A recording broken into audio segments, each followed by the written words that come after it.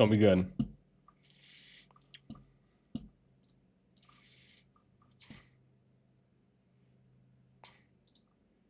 Yeah, man, look at some tunes going on here.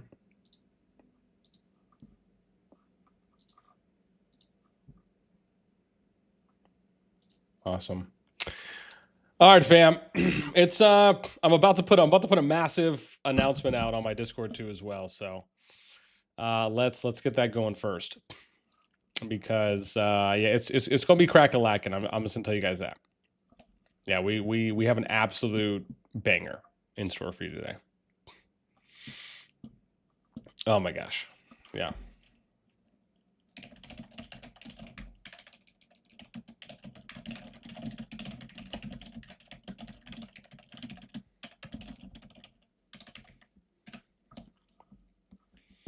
Okay. Yeah. It's gonna be good. It's gonna be good. It's gonna be good. It's gonna be good. And again, I'm saying this with a level like, man, we just wait till we get who we're gonna get in here. So yeah, we have an absolute treat for you guys. Oops, don't even know what I just pressed. Let's do this. Absolute treat for you guys today. Yeah. This is definitely the place where you're gonna want to be. So we are gonna be speaking to someone shortly that is basically at the pinnacle of this situation, and is going to also have an inside track for us. I got a bunch of screenshots to show you guys too as well. There's a lot is what I'm trying to say. There's a lot today. So again, dude, tell your wife, tell your kids, cousin, second cousin twice removed. A lot. Yeah, man. And yeah, there's a lot. There's a lot. It's pretty wild what's happening, man. And the community's in an absolute uproar. There is a massive suggestion post that was made on the official COD Discord, and it's just there's a lot happening right now. So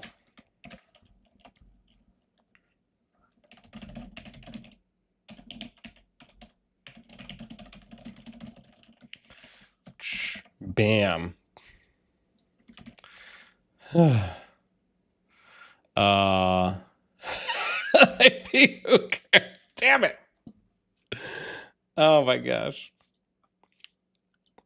I mean, of course. Yeah. he's like, boo. Like from the rooftops. Yeah. Oh jeez.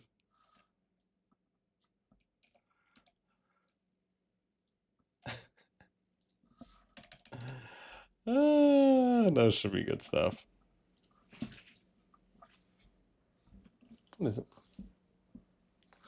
Oh, like, what is my dog doing, man? This guy's like just having a moment all to himself. Yeah, man.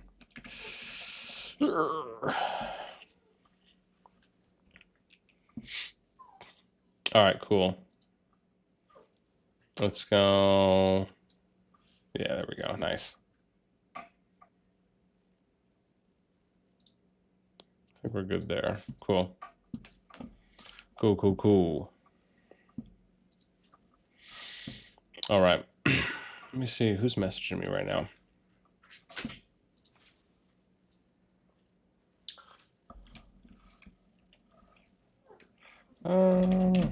Okay. All right. So before we bring in who we're going to bring in, which will be happening shortly, let's go ahead and just let me round out some quick promocionos. Yeah, man. But basically, if you're just joining us now, and again, I'll probably restate this a couple times throughout. But basically what is happening right now and why the community is in such an uproar is because the team, and I could show you this too as well. Let's do this. So where am I going real quick? Where am I on AB? Here, let's do it this way. Let me skadoosh this over because it'll make it a little bit easier for me. And then we can show you guys this off. So Let's go here. So, because this will just be a little bit easier, at least when it comes to the explanation part. So what's happening right now and why this is such a big issue. And again, it is something that basically could, and most likely will, have larger implications than I think what even some may guess. So you have, at the moment, there are 21 teams, right? So let me give a quick summary, and then I'll tell you kind of the general gist of what has been stated. And then again, once I finish up here, we're gonna get our person in that we're gonna interview here in a bit and just have a conversation with. That's basically at the center of this, and is going to be able to give us a little more clarity. But what is happening is that you have 21 teams for the new winner, or WTLS, right? Winner of the last snows KvK season. You have 2 teams that are going to get placed into each KvK, right? So you have to think of divisibles of 2. This means that, right, you would have 2, 4, 6, 8, 10, right? That's how you would make your teams. Or sorry, that's how you would form your groups. But given that you have 21 teams, this means that one team is left out. And that one team that is left out is the team you're looking at right now. Right? So it is 145, which is X, 153, which is SNIX, 284 RNW, and 359, which is BeaR. Now, what happens in these cases, right? You have a situation where, so what has happened historically, right? So like if there's a team that is formed and there is no one else to match with them, in previous situations, what has happened is they have either skipped that team or they have dispersed the team and paired them with others. So I believe there's some things that I believe it is mainly the skip portion that had happened before. And again, it's not as though this happens all the time. I can really only recall one other season where during the team up phase happened, they ended up skipping. And I know a couple kingdoms that happened too, but they might have just been a part of the same team. So the challenge here, and why this is such a big deal generally, is that if they do in fact, let's say they do get skipped, or in some way they're not able to participate in this season, the challenge becomes that they have done all of this prep, right? You have to think about like, what are all of the kingdoms and what are all of the players and what are all of the alliances doing and have been doing since their last KvK ended, and everyone is basically within the G2 KvK group, which is the main KvK group and the largest by far. What have they all been doing right now leading up to the upcoming KvK season? Well, they've been powering up in Heights of Power, Greatest Heights. They've been gathering resources. They've been spending so that way they can have more material and more resources and be just more ready, more speed ups, etc. And so, right, Elixir, everything. And so you have all this prep, all this investment that is happening and has been happening now for a while leading up to this season. And then all of a sudden, you get told / informed that your team is going to skip. I mean, just think for a moment how you would feel, especially if you are, a kingdom that has a decent amount of activity. You have any number of spenders. It just probably isn't going to generally be received well and or a good feeling. I mean, if you skip, the thing is that to skip now, like it, so let me say something, and this is why it's pretty massive, is because this could potentially happen to any of these teams. Now, generally speaking, there's obviously a higher percentage chance it's going to happen to a lower powered team, for example, right? Because if the system is trying to match you based on similar power for each of the teams, you can generally assume that, for example, if we go to the top, it's not like you're going to see the S2K WBS Rage Sura team be outed, right? Or ousted, if you will, right? That probably isn't going to happen. And nor would it happen most likely for some of the top teams. So there is a little bit of a safety net there in that regard. However, the challenge is that it could happen to a different set of kingdoms next season. And like I said, this isn't the first time it's happened. It's obviously getting a lot more traction this time around because, well, one, this is the newest and most attractive KvK season, and people are really hyped about the team-up phase coming back now and some of the adjustments that they've done along with Paragon, etc. So where this leads into a little bit, and then we're gonna get our person in here to talk about this and share a little bit of their perspective, is you have a situation where if you get skipped, like leaving, you have to understand, being in the G2 KvK pool is where you want to be. It has the most amount of kingdoms. Like, look, we covered this. If you're just looking at the numbers themselves, right? There's 273 kingdoms just in the G2 KvK pool alone. That's the most by far when you compare between G1 and G3. You have 264 kings in this group, which means you could potentially have 264 kingdoms that register. And because you have so many kingdoms that are in here, BH is like, blame the Winners Upon Us group. It's all their fault. I mean, so it's funny you say that because there are a couple top kingdoms, like not super top, but there are some that are in that did register for the Winter is Upon Us season. So it is super funny that you say that. I mean, do I think that maybe that would have made a difference? Possibly. It might have. It's not to discredit it and say that it wouldn't have, but yeah, no, absolutely.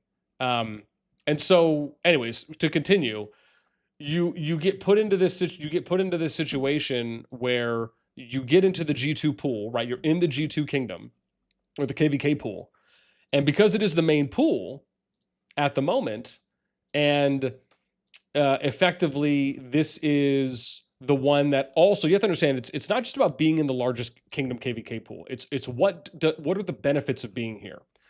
So the benefits of being in this pool is that you are able to get absolutely the most balanced and most fair KvK matchups, meaning you have the highest percentage to get those.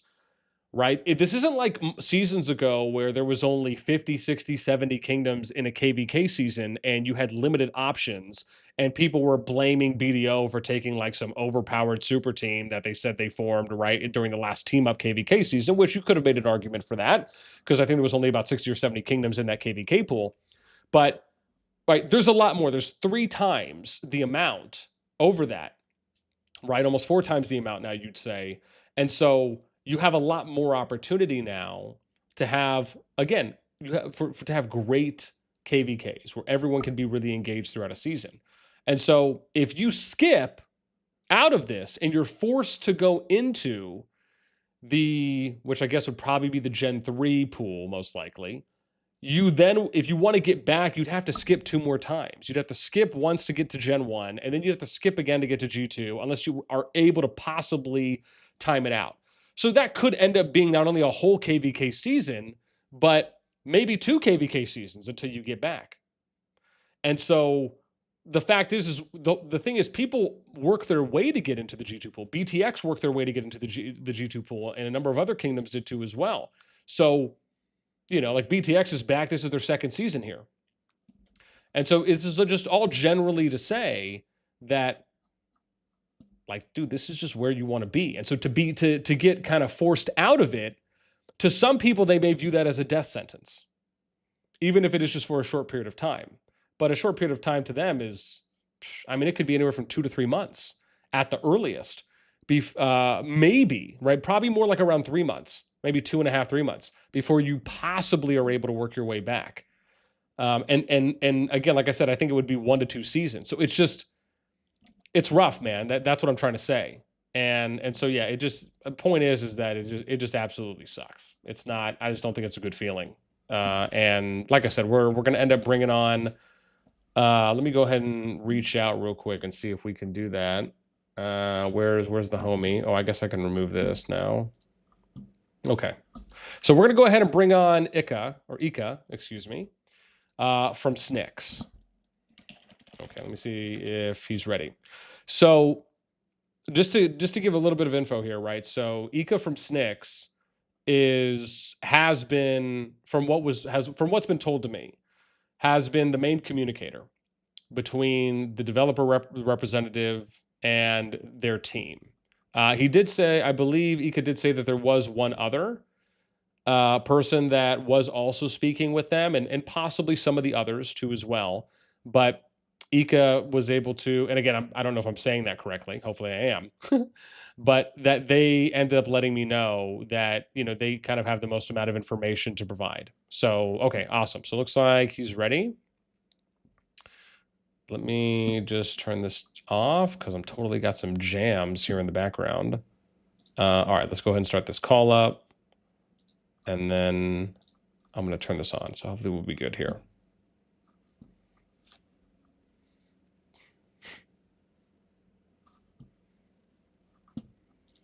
Okay, let me see. Ika, what's up? You there? Hey. Hey, welcome. Thank you. Thanks for having me. Oh, of course. No, man, listen, thank you so much for making some time for us. So before I guess we kind of get into the meat of everything, can you just go ahead and just take a minute or a moment just to introduce yourself? Right, what's your position? What kingdom you play for? Alliance that's there, and then maybe just give us an intro into the situation that's happening right now. Yeah, sure. So I'm part of server 153 with SNIX. So it's a project that we started 2 seasons ago with friends. I'm part of the leadership team, so we run the server with some friends. Basically, we don't have an R5 position, so we all do this together. And yeah, we find ourselves in this situation when pretty much we were surprised when we found out that we were in B seed. As you can see, we have like 8.5 billion power, and it didn't make sense for us to end up in the B seed in the first place.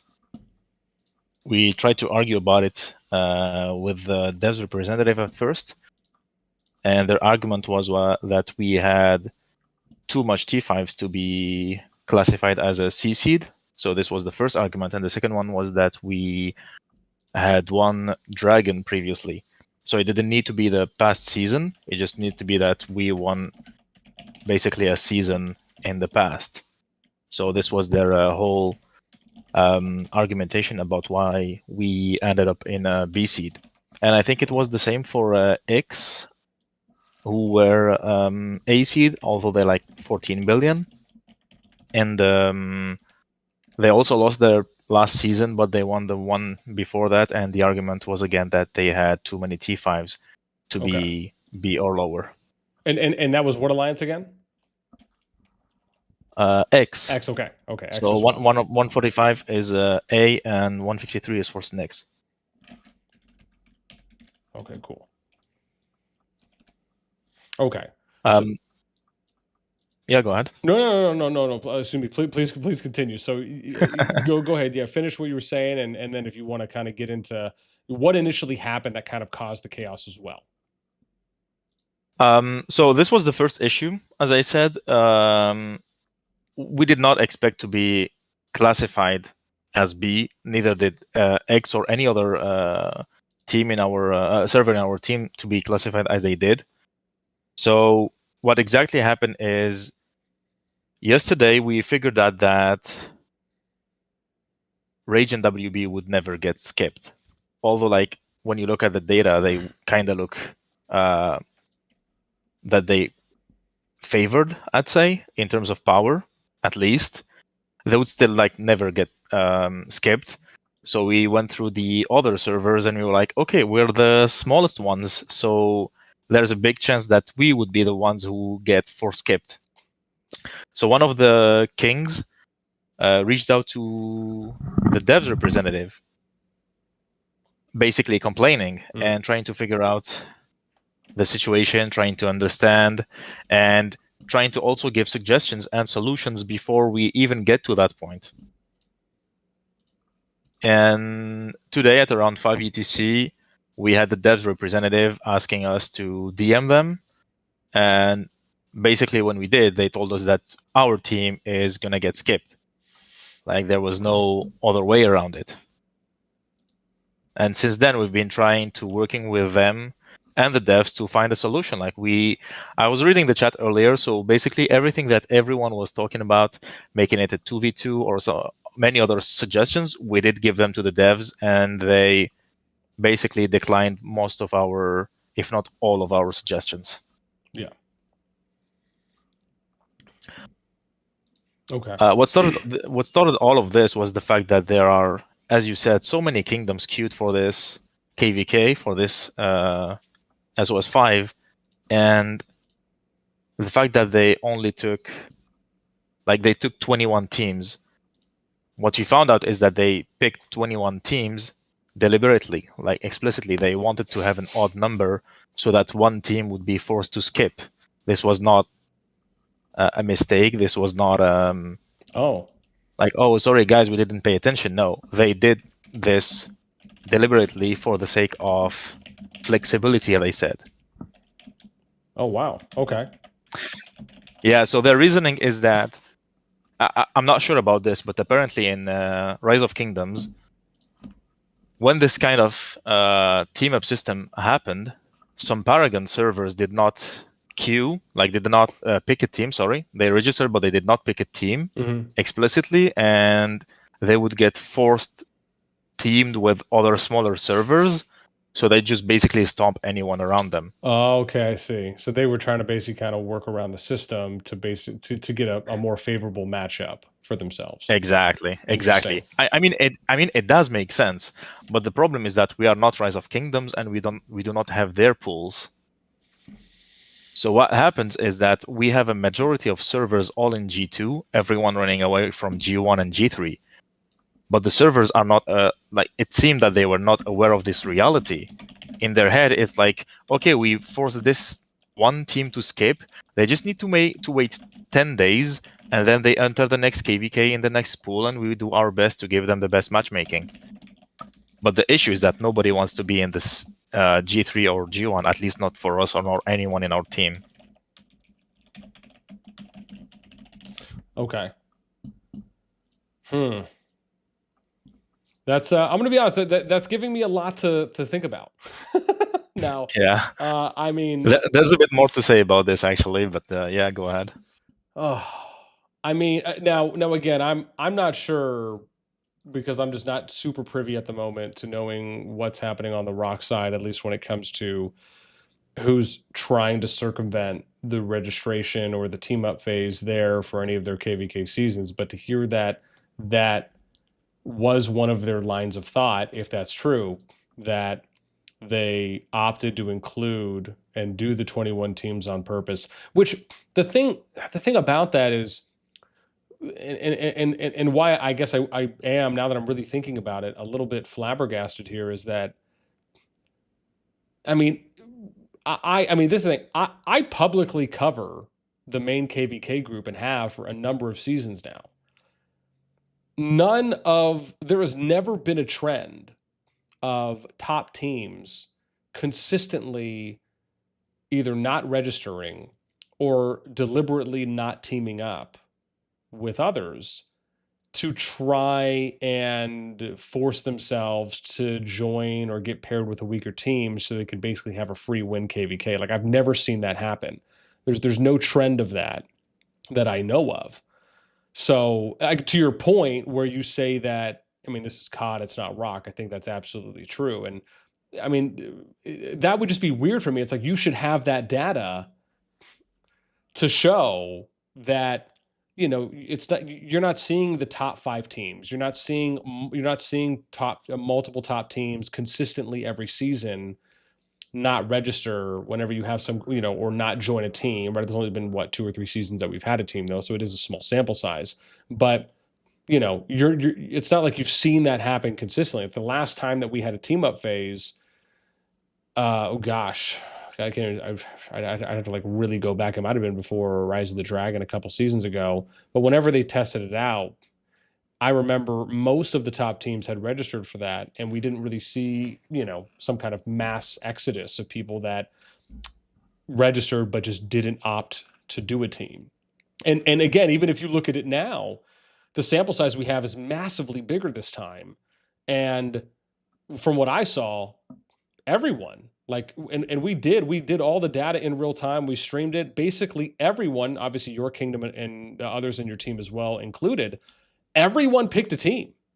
Like on the CD side, there's a lot more. There was like 15 or maybe like 15 to 20 kingdoms when we looked at it yesterday that did not have a team. They were still solo, and they had not joined anyone. But on the AB side, everyone basically had a team selected within the first 24 hours.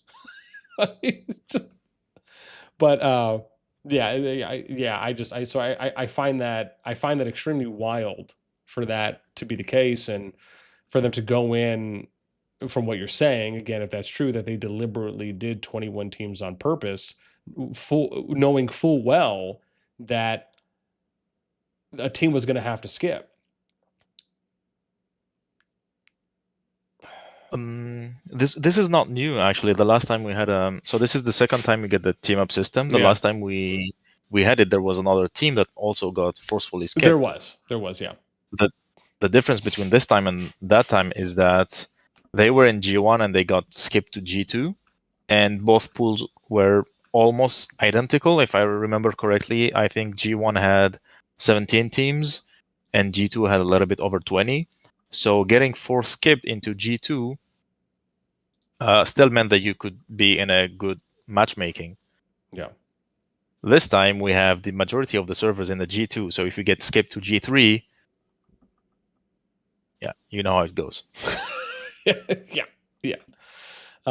And that's the thing, is that the other pool sizes now, because a lot of kingdoms, or a decent amount, have been working their way over to G2, it just means there's less kingdoms that would be at similar powers and similar overall strength if they were to go into a G1 or a G3 pool, especially because you have a lot of newer kingdoms that are coming into as well, that if you're kind of comparing against, original G1, G2 kingdoms, there's going to be a heavy disparity between average account, strength, average material, heroes, war pets, exemplars, artifacts max. I mean, there's just it's almost like the gap widens a lot more, because now the pools, now the generation pools aren't kind of what they used to be. Like before, it was, G1 was basically like the first 100 kingdoms, first like 50 or 60, then obviously the pool increased.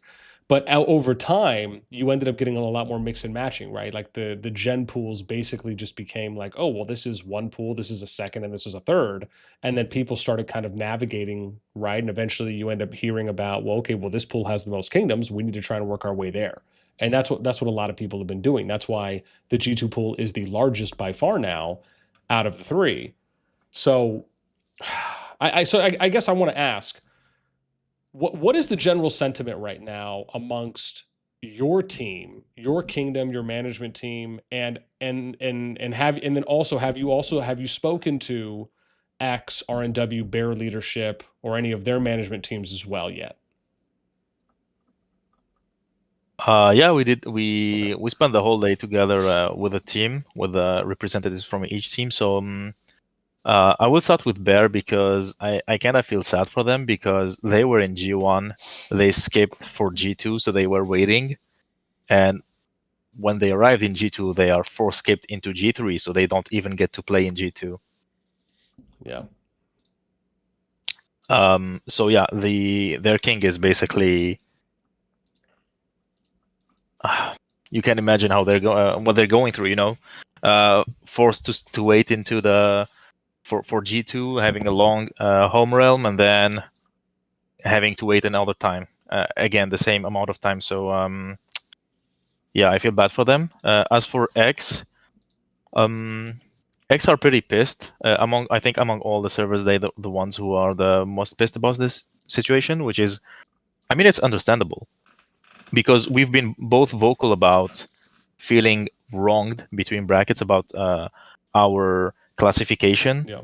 Like, there's no way an 8.5 billion server is BC. Like, it just doesn't make any sense. No. But anyway, Yeah, I mean, we can have they- we can talk about that next though if you want. But yeah, please continue. Yeah. I feel the same. So yeah, they're pretty pissed about this. They're the ones who started the whole spamming the code server and stuff to get people to move into this, starting the suggestion and all that, which makes sense because when they started it was when the devs basically told us that there's no other possible way aside from getting 100% skipped. So in SNIX, we kind of made our peace with it, and we were just, sorry for the words, but like, fuck it, let's see how we move on with this. Of course, it's not ideal because you move, as you said, into a kind of a dead pool. So you get less exposure, less recruitment opportunities in the KvK, less recruitment opportunities overall. You get less fights. Yeah, so we were not happy about this, but we were just starting to think about how to go with it. And that's like when X were getting like really pissed about the whole situation, and that's when we were like, okay, let's try to rally them, at least a lot of people, to maybe get our make our voice heard, I guess. And for R&W, yeah, they're also pretty pissed about this because, and they were also pretty vocal about this. It's understandable because we tried to come up with a lot of different solutions that, like, kind of make sense. I don't know how they would go through with it in terms of coding or whatever, but the suggestions, some of them, most of them, did make sense. So the fact that they denied or declined most of them without giving any explanation as to why, except for one suggestion that we know why it was denied, but all the rest we just got no, no, no, no, no. Yeah. Yep, that's the general feeling right now in the team. So so before we get there, first off, fam, hopefully you guys are enjoying the conversation. Again, as always, if you guys enjoy the content, you'd like to stream, help us out a lot. Make sure you throw us out. Thanks, helps out. We need to get to 40 likes. You guys can do it. Okay, so Ika, and also tell me how do I say your name? You're saying just fine, Ika. Okay, good. Okay, good. Okay, good. So now I'm curious. So again, clearly the general feeling is we're not happy. We're not satisfied. What again, there's been things that have been said in regards to, look, if we get skipped, you know, we might have some people quit. We might have some people that just go inactive in a number of different ways, or lower their activity in a number of different ways, or anything to that effect. What has there been any conversation about what would happen if you do, in fact, if these all four of these kingdoms do, in fact, you guys get skipped? Has anyone shared their feedback? Let me ask it that way. Whether that's players, management, has there been any feedback, or like, this is what I'm gonna, or people saying this is what I will do if we get skipped, and that's how they feel? Yeah, there's already at least one king among the team who expressed their will to take some time off the game. Didn't say how much time, but yeah, they said if we get skipped, they will take some time off the game. For X, if I'm not mistaken, there are some people who definitely started threatening with quitting, like not their king or something, but like they got pissed and like, okay, I'm gonna quit and refund. And it wasn't just one or two people. For SNIX, fortunately, we did not have anyone expressing their wish to leave, but like, I don't know if people would be like, hey, I'm gonna quit or I'm gonna leave, I'm gonna migrate. But yeah, in SNIX we did not have people expressing such a wish. Okay. But I wouldn't be surprised if some people did think about it. That's totally understandable. I myself was like, okay, I'm just gonna quit too. What's the point? Like, you work hard to start a new project, to recruit, to try and grow, and then you're like, hey guys, you're gonna force skip into a dead pool. And it's same for X. They started, like, this is also a new project. This is only their third season. Yeah. It's basically a death sentence for servers like young as ourselves who are trying to grow.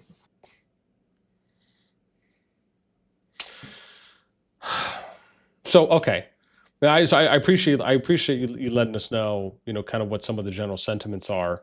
So there were some suggestions. I want to talk about these real quick because I know we haven't really touched on them. So can you go through some of the suggestions that were provided, just so there's some transparency, so people can hear what some of those were, and then maybe what some of the responses were, whether it was just a flat out no, or they didn't say anything, or if they did say something. I think one of the first suggestions was way before the matchmaking. Sorry, it's when we got the classification, and we were, as I said, we did not believe that we were B seeds. And one of the first suggestions was to actually like downclass us from B to C, and for some A's to go to B or something like that, to make it easier for them to find allies. So this was brought up in the Kings chat, and some mods tried to push for it, but it ended up not happening because they said we had too many T5s. So just keep in mind that they said we have too many T5s, okay? This will come in handy later on. The second suggestion was to switch us from SOS5 to SOS2, which doesn't have the team up system. So we asked to be switched from basically to, like, we still have 2 days, so how about you switch us? And they said it's already too late, and they couldn't do it. We're like, okay. And then one other suggestion was to split us into multiple teams. So, like, for example, we offered to be split into any team that would face Rage and WB, because, like, as I said, they kind of look like they're clear favorites in terms of power, at least. And the closest server to them has 7 billion less power. So we're like, hey, add one of us to that team that will face them, and we try to make it closer, or add one team to each side, and at least it would still be closer that way. Like, for example, you put the weakest with Rage WB and someone stronger with I don't remember which was the second team. Yeah, TFS WoW. Yeah. You put the second team with them, and then at least you're sure that these two servers would meet, and it would still be a little bit more equal in terms of power. We offered to make it 5v5 in force 2 teams. So AABBB versus AABBB, and the other one would be AAABB versus AAABB. Can you say They that did not 5 accept. times more, but just faster? No, I can't. Okay, go ahead. So yeah, so this was also declined. They did not give any reason why they were against it. And we were already, like, we suggested it in the Kings chat, and we were like, hey, we try to get some Kings on board with this, and if they accept, you don't even have to work overtime or anything. We do the work for you. Yeah. And the kingdoms that accept, just know that they will be matched with other kingdoms that would not be 4v4, but instead 5v5. But yeah, anyway, it was declined, and then we came But they up didn't with... cite a reason why for that one. They just said it was No. declined. Actually, for most of the suggestions, they did not give a reason why. And after this, I think I don't know about this one, if it was from our side or if it was from the dev side. But what the devs said they would do is to split us into 2 versus 2. Basically, we fight each other. We fight our own team. We were not particularly happy about this, but we were also happy about it at the same time. So it would be a very small KvK. And as I said, it would be the same as if we were in G3. So less recruitment potential, less exposure, less fighting, basically building in every zone for small kingdoms that takes a long time. We only have like 80 members. So using 2 shells would be difficult, etc., like all the logistics behind it. But we did agree to this. We said, okay, so we are okay with splitting 2v2. But we had like a priority list. So the priority was a better solution. The second one was splitting 2v2, and the third one was skipping KvK. So skipping the KvK would be like into G3 would be like the last solution we would accept. And that's what like the devs were like, okay, let's do this. It's fine. Like you can do 2v2, and we got confirmation from the devs representative that it would be a 2v2 indeed. But as I said, some other like kings in the team were not happy about it for obvious reasons, because basically we deserve to be in the same matchmaking as everyone else. We like nobody deserves to be skipped. Just to be clear, like I'm not saying hey put us back into the G2 teams and remove someone else or something. No, nobody deserves to be left, like to be put apart. How do you say it? I don't know. Just to clarify, English is not my main language. No, you're fine. I effortlessly understand. I know. I'm picking up what you're putting down. I got you. Yeah. Okay, so some kings were not happy about this, and it's understandable. So we try to reach out to the devs representative again, and we were like, hey, can you try to push one last suggestion? I promise you this is the last one. And it was about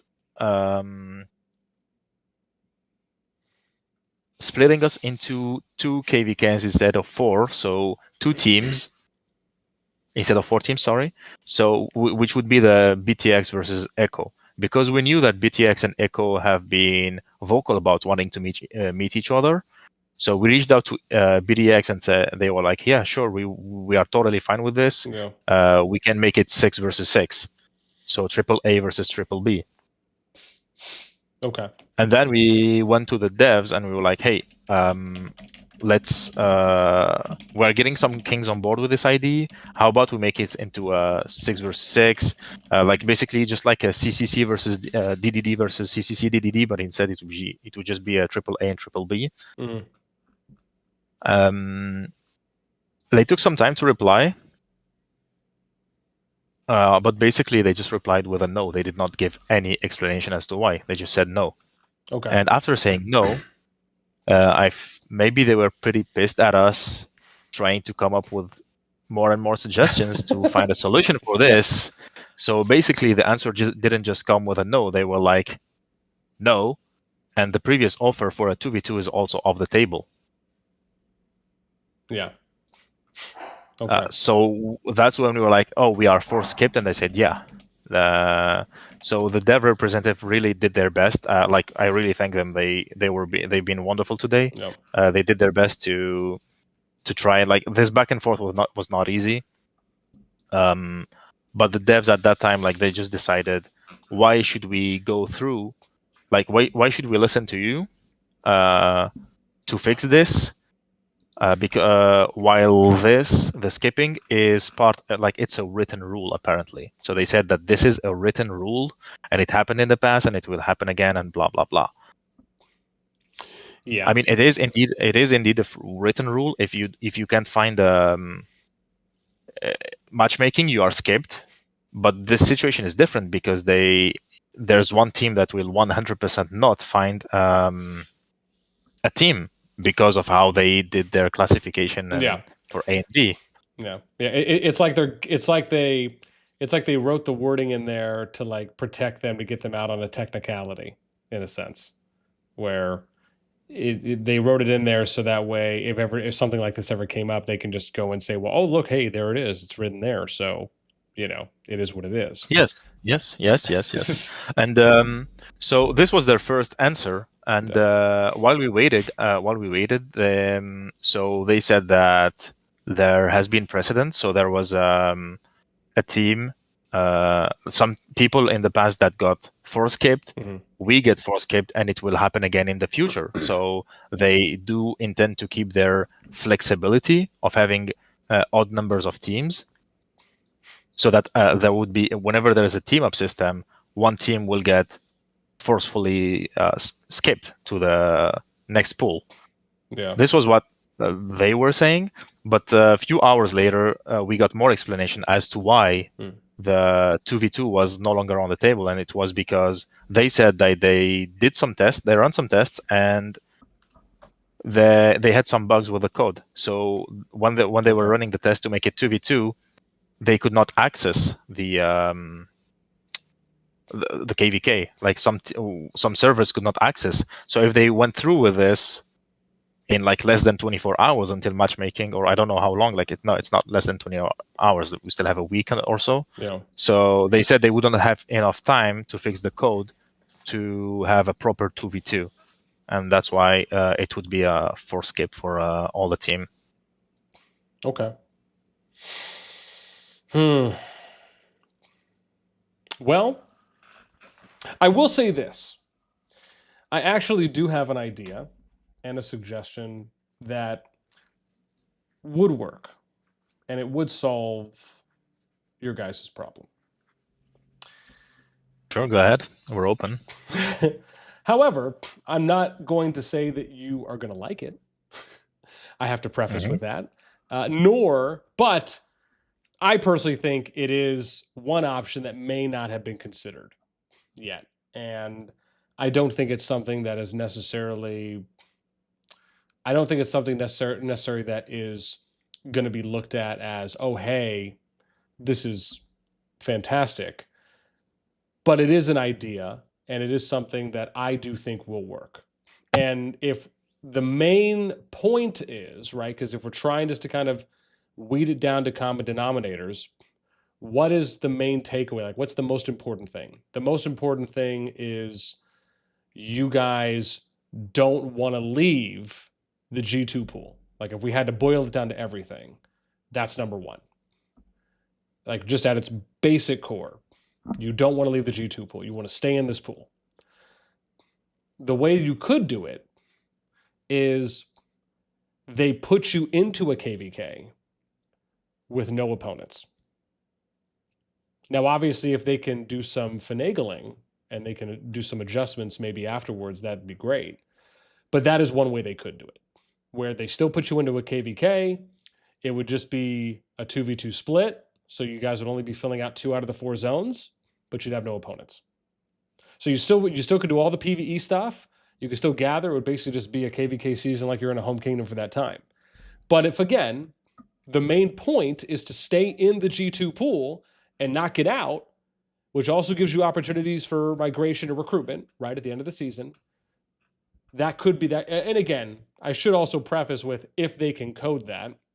But if they can put you into a KvK without absolutely needing another team to do so, and the only thing they said is that they couldn't split you into a 2v2, that's different, because when you're splitting someone into a 2v2, you have to create another team, right? You have to create another opponent, and you're kind of already past that. So to me, again, it is important to state, only if that could be coded, that could be an opportunity, right? So again, like I said, I'm not saying it's a great option. That's why I prefaced with that. But if they could do that, that to me seems like one way. It does suck that there's not an opportunity to either move a C team up for you guys or move you down to a C team, because that just seems like that might be the easiest thing. Yeah, and there you go. Human's got a good idea. There you go. I mean, yeah, Human said maybe just put you guys over into the Winter is Upon Us season. If they could just switch you guys up, and then that way it would go from 17 to 18, you'd have an even number. That could be another idea if they're able to do that. There you go. Look at that, man. We're coming up with new ideas. I mean, I feel like that could potentially be 2. I don't know if that one was proposed though already. So both of these ideas would end up like boil down to one thing. Like it's already been discussed with them. So the 2v2 was already discussed. Yeah. We offered to they offered to split into 2v2, and then they said the code wouldn't allow us. Allow it. So even if we enter, as you said, into the map as a AB in static. Yeah, but in any case, you can attack your camp that is not starting in the same starting zone anyway. Warband is only for the starting zone, so you would be able to attack the other team. So this was all proposed, and they said no. because of the code. So they said, well, but you as I asked them said, that specifically. You're saying you asked them that if we stayed a team, we didn't split. Can you still put us no, into no, a no, KvK map with no opponents, with no other team as an opponent, without splitting? no. So what they offered is to make us enter the same map as everyone else, but instead of having 8 servers in it, it would be 4 servers in it. So it's basically the same thing. And what they said is that it's problematic because their code doesn't allow for this. And when they tested it, some servers could not enter the KvK. Okay. So, like they said, the map is not made for just one team. 4v4. Yeah, it's exactly, that's the ID. Exactly. Okay. Well, and for the second suggestion from Human Guide, basically skipping to the winter is upon us. I already said that. Yeah, we did offer it to skip from SOS 5 to SOS 2. I did. Oh, you did we say did that. offer Yeah, it. you did say that. Yes, Yeah, that's right. and they said it was too late. Yeah. So we did try to come up with every possible solution. We even asked if it was possible to go to the I guess C and D teams or whatever, or like make it our team against 2 teams from C and D. We tried to like come up with all of this, but they said like basically every solution we came up with was met with opposition from their side. Too bad you couldn't ask them, and maybe there might be still time if you can say, what options can you do? Like, what is possible right now that is not us getting skipped that you could actually do with the code? Actually, we already have an answer for this. Okay, so you asked them that, right? Kind of. Okay. Yeah, kind of. We have. I don't know if it will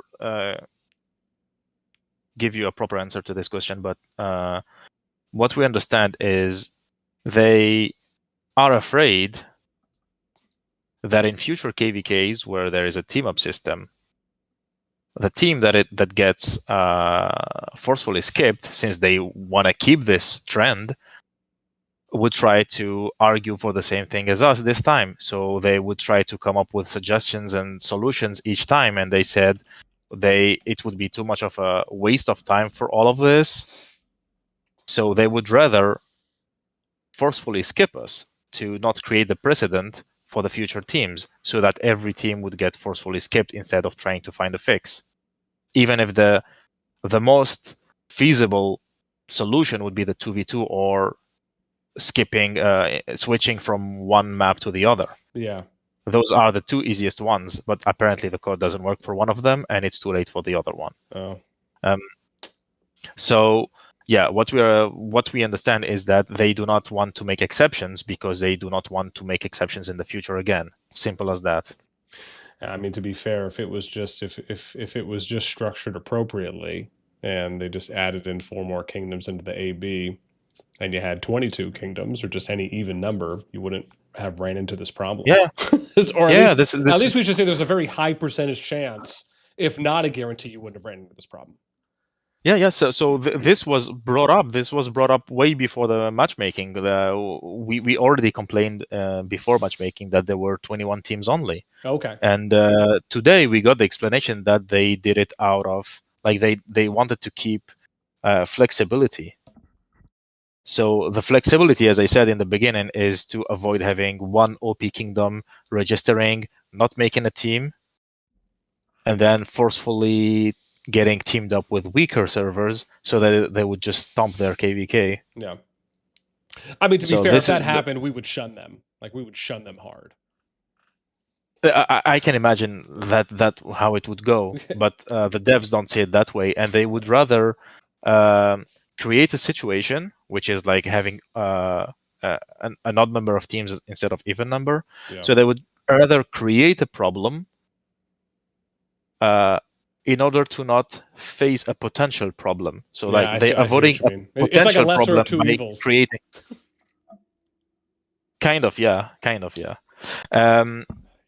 Because as I said, it all boils down to the idea of them not understanding the difference between G2 pool and G1 and G3. In their head, as I said, it's fine. You just skip G2 and you go into G3 and you wait just 10 days. That's it. Yeah. That's literally how it was in their head. Like the devs representative was asking us, why do you want to stay in G2? What makes G3 so bad, etc., etc. Wait, And I'm trying to that was a explain. question they asked. Yes, they were like, yeah, they asked this actually multiple times recently about why people prefer G2 over G3 and G1. And I was baffled because with all the data they have, they fail to see the difference between G1, G2, and G3. Like basically, you just need to open the game, zoom out, go to the KvK maps, you check G3, you see how many G3 KvKs there are, and then you just check how many G2 KvKs we had last season. The difference is just astronomical. Yeah, that's So that's after this, interesting. they asked for they basically asked. So they don't intend to change this mechanics. As I said, you said it yourself. It's the lesser of two evils. So they want to keep this. But they also asked, like, if we could come up with different suggestions, different solutions for the matchmaking itself, for the team up system itself. They are all open for the idea. So one of the suggestions that many kings actually did come up with was that, as you said, make it an even number and not an odd number. And how you avoid this OP team from going with weaker teams by not teaming up is that you create more seeds for classification. So instead of having it as just A, B, C, and D, we would make it, for example, S plus tier, S tier, A tier, B tier, C tier, D tier, and then you have E and F. Because some D servers are basically dead, you want to put them into F. And then you want to make, for example, kingdoms that are between 2 billion and 5 billion into E. And then for the D, it would be between 5 billion and 9 billion. The C would be between 9 billion and 12 billion.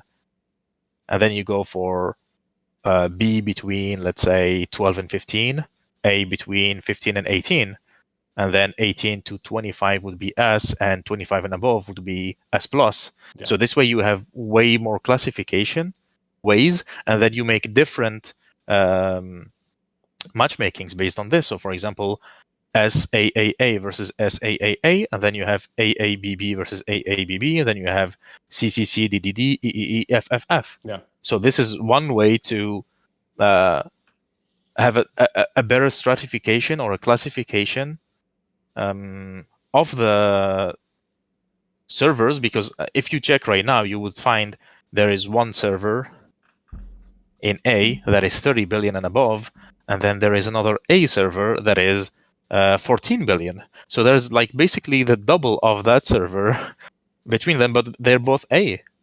Yeah. It doesn't make sense. That's why we want to create more. It's too wide. Yeah. Exactly. Which goes back to the first thing we said. Like we do not see how we end up as B. Like as you said, it's just too wide.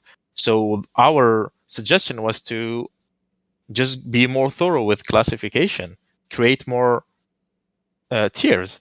It would make it easier for them, make it easier for us. And okay, let's say we have to wait 3 more days for the classification. It's fine. We can wait 3 more days for the classification. That's at least you avoid problems and you avoid imbalanced teams, because one big A goes with another big A, and other servers don't want to meet them, so they don't ally with other A's that want to meet them. Yeah. They did reply to this. Okay. I need to check exactly what they said because I don't want to say. Okay. No, go ahead. I need to read something off real quick. Erkan, thanks for the sub. I appreciate that. That means a lot. Let me see. I think I had one more. Secret Team, thank you for the sub. It means a lot. Also, if you guys are enjoying the stream, help us out. Make sure to throw us up every like to get this out to that. Helps out a lot. We're almost at 40. 50 is our new goal. Yeah, I think what I'll say while you're looking for that is the thing for me. So again, and I see ice. Wait, hang on. What did someone say about? Oh, BH said what's really going to happen is they will just scrap classification and team up, so they don't have to put more work into it. Yeah. So on that note, BH, I actually think that is one of the things. So one of the things I've stated before is, to me, there's like two ways to do this. If you're going to do classification, you just can't have the power discrepancies and the margins be that wide. It doesn't make any sense that right now, if you look at the A team, it's between basically high 13, pretty much 14 bill, and 30.5 bill. And then you look at the B teams, which is a 17 billion, that's more than double disparity. And then if you go over and you look at B, for example, they're between 17.7, let's just round that and say 18 bill, right, for the top B. And then the bottom B is at 8. So you have basically about a 9 10 billion. bill, right? So you're looking at that. It's just, again, that's more than double. Once again, your power disparity is similar to A.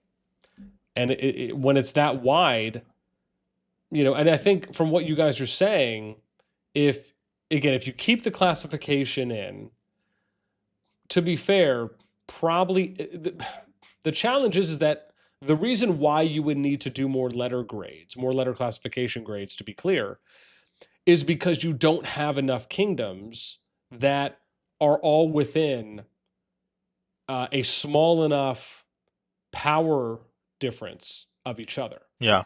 And yeah, the an power range example needs is to like, be smaller. if you looked at the top 25 kingdoms as an example in the game, they are not all within 3 billion power of each other. It's wider than that. And so, again, when you're saying that you guys suggested saying, well, we need more letter grade classifications, if you're going to do something like that and you're going to keep that system in place, I think that makes sense, because you need to have enough seeding classification letters in order to account for the power differences that is in a smaller number of kingdoms, not a larger number. Now, if you are to get rid of that, which kind of goes to what BH was saying earlier, personally, I actually like them. I'm a little bit more in favor of the idea, and I said this on the stream yesterday and the day before, but I'm a little bit more in favor of the idea of them not doing the team up and just letting them matchmake.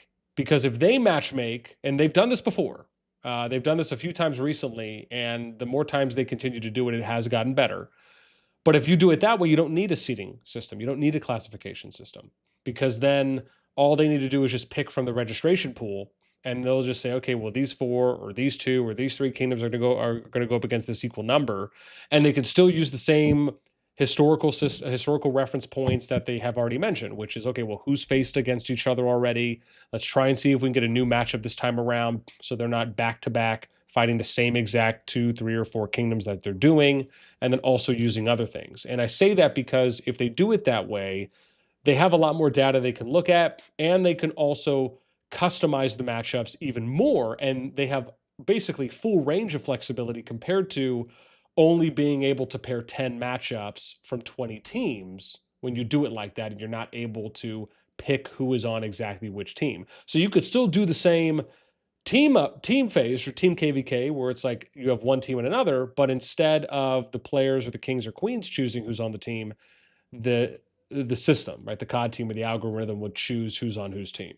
Personally, based on how things are looking, I lean a little bit more there. Unless they're able to fix this, to like make improvements enough going forward, to me that seems like a better option overall when it comes to, I imagine, the sanity of the player base. Yeah, of course. If it comes down to picking between the team up system and the regular system, knowing that the team up system will have one team get forcefully skipped, everyone would go for the regular system. But the team up system is also great. It's a great type of KvK that you can have once in a while, and the reason why is that you can get to pick your own allies. So some people want to play with other servers for a while, but they were never able to, or haven't played together in a while. Instead of hoping, oh, I hope we meet next time so we can be allies, you can just play with the people you want to play with. So instead of just scrapping the format or the system, the mechanics, you just try to fix it so that it becomes viable and you can work with it. Yeah. But yeah, the regular matchmaking, that it is getting better and better, of course. But having this change is also very welcome. Yeah. And as for the, I was saying that I would read the answer for the. Oh yeah, please go ahead. For the suggestion, so they gave 2 answers. So the first one is, if the number is set as a multiple of 8 to ensure that every match can be made, some top servers may realize that even if they don't register for KvK, they can still be matched. So like you register, as I said, and then you do not pick a team, you would still get matched with some other people, which would make you like go into a OP versus weak situation, and they wanna avoid this. Okay. Since this phenomenon currently exists, but we've never seen it. I personally never seen this. This is so the approach of having a multiple of 8. They said that it is not ideal.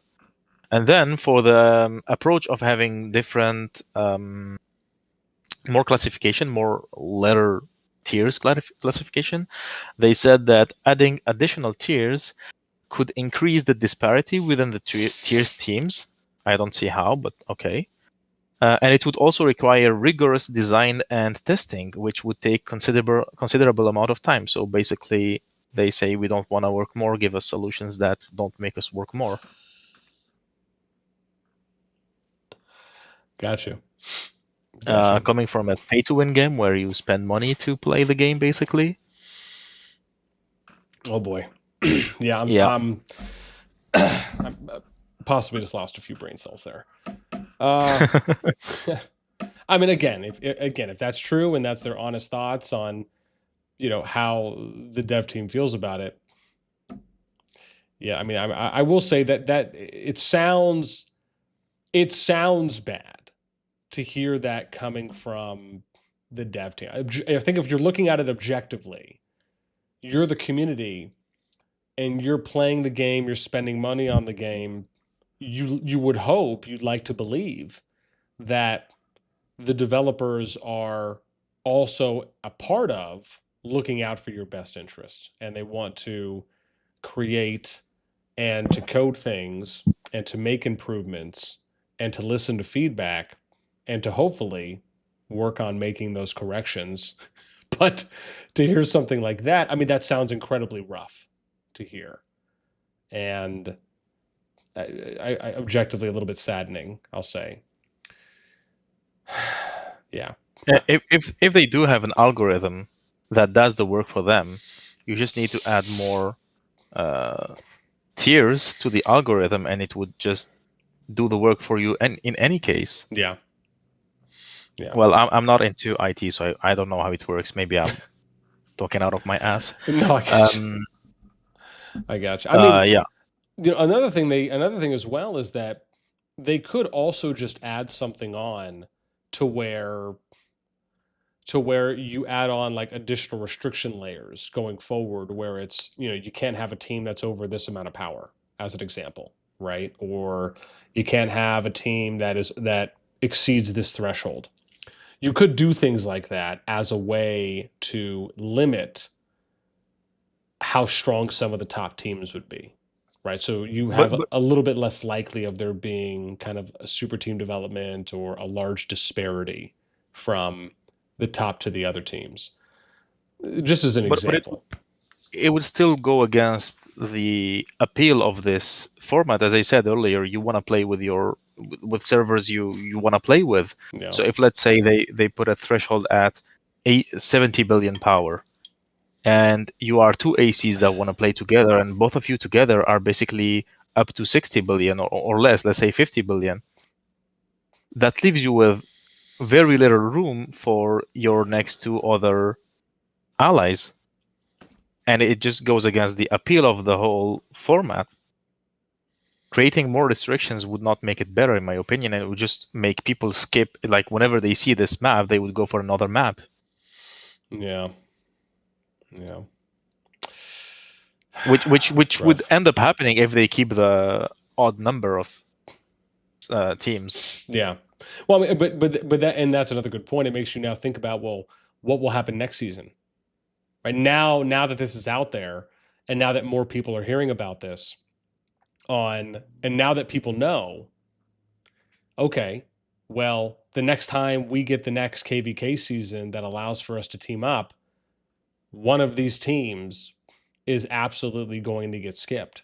So, really, if you think about it, the best way to do it at that point would be, like, an example would be, if I'm able, like, for me, right, if I'm able to get all the data and I can figure out all the kingdoms that, and for example, you could figure out all the kingdoms maybe that have registered before registration ends. It almost makes me think like people would become hyper focused on uh people would become hyper focused on analyzing and dissecting, or at least investigating, which kingdoms have registered, so that way, and then they're already predicting in their heads, okay, well, if all if these kingdoms have registered, this is their power, and we know that this is how the team up and the matchmaking is going to work. Maybe they'll try to unregister before, right? Possibly some of like the lower ranked kingdoms within the group, just so they don't get. Well, I guess it really wouldn't matter at that point, right? Because even if you don't register, you're going to end up skipping anyways. Wow. Yeah. So it's almost like they either have to fix the system, or you're just going to end up in the same situation no matter what. It's just. Yeah, Ugh. they're afraid of falling into a problem by creating another problem themselves. So, Ugh. and Yeah. apparently, whatever solution we come up with is not good enough for them. Like, we spent the whole day since 5 UTC until almost 6 p.m. UTC, 18 UTC, and everything was denied. Basically, Yeah. they declined every suggestion. I'm not saying they did not give it a thought or did not try it. Yeah. They did. They did. They were very cooperative. I have played many games. You don't get access to talking to the devs for such situations in many games. Yeah. Even in games you pay to play for, like World of Warcraft or whatever. So yeah, they did try their best and they did try to help, but it just wasn't enough in the end, I guess. Yeah. Which made many people unhappy. So that 4 servers getting forced to skip is hurts. Because as I said in the beginning, we did reach out to get declassified from B to C, and they said we had too many T5s. And when we asked why, our team was the one that was forcefully skipped, because we are, like, if you check your data, you see that we are very close to the bottom servers. Yeah. The bottom teams. Like, maybe we don't have as much power, but if you check our merits, we are higher in merits, so maybe more active. So when we reached out and he said, why exactly is our team the team that is getting skipped, their answer was that we do not have enough T5s. So we get put into B and A because we have too many T5s, and we get skipped because we don't have enough T5s. Interesting. Yeah, because you guys were at least from the data I have on the 6th, it was 79 totals and 33 100 mils. Yeah, I mean, honestly, it's not that far off. Like, DTF has 61 totals and they have 41 100 mils, and they're at 7 bill power compared to you guys being a little over 8. I mean, that's pretty close. I don't think they could really make that argument too hard. I mean, you even have Kong, who has 66 total T5s and 29 100 mil pluses. So, I mean, there are some kingdoms. There might not be a lot, but there are some out there. And here's another example. I is basically right with you guys. That's Tiny's group, and they're at about 8.5 bill. They're basically with you. They have 73 total T5s and 38 100 mil pluses. I mean, that's basically you guys. You just have like 300 million more power than they do. Yeah, so that, I don't know. That one doesn't really make, again, if that's true, that doesn't really make any sense to me on that one. Yeah, we try to argue with this, but yeah. And one of, like, they added to this that we won the Dragon before, even if it wasn't last season. They checked the history. Oh, I see. Okay. But I would argue that there are some other servers in C, Paragon or something that did win their dragon too. Yeah. Yeah. Man, that's rough. Absolutely. Oh my gosh. Knew he was coming. Jeez. Oh my gosh. Yeah, man. Well, again, what I will say, right, for everyone that's hanging out with us as well, hopefully, again, you guys are still enjoying. Remember, free to help us out. Just make sure you shoot us up. Because that's a lot. Give us a like. We're almost at 50, but 60 is our new goal in reality. Again, if you guys are supporting this, if it's something that means anything to you, I'm going to read through some comments too as well, because there are some interesting ones. But be sure you guys go, and I'm going to put a link in chat real quick for the suggestion. I think this is the suggestion that is floating around right now. So obviously, if anyone out there, if any of you guys want to support that, there's a link to the suggestion on the COD Discord.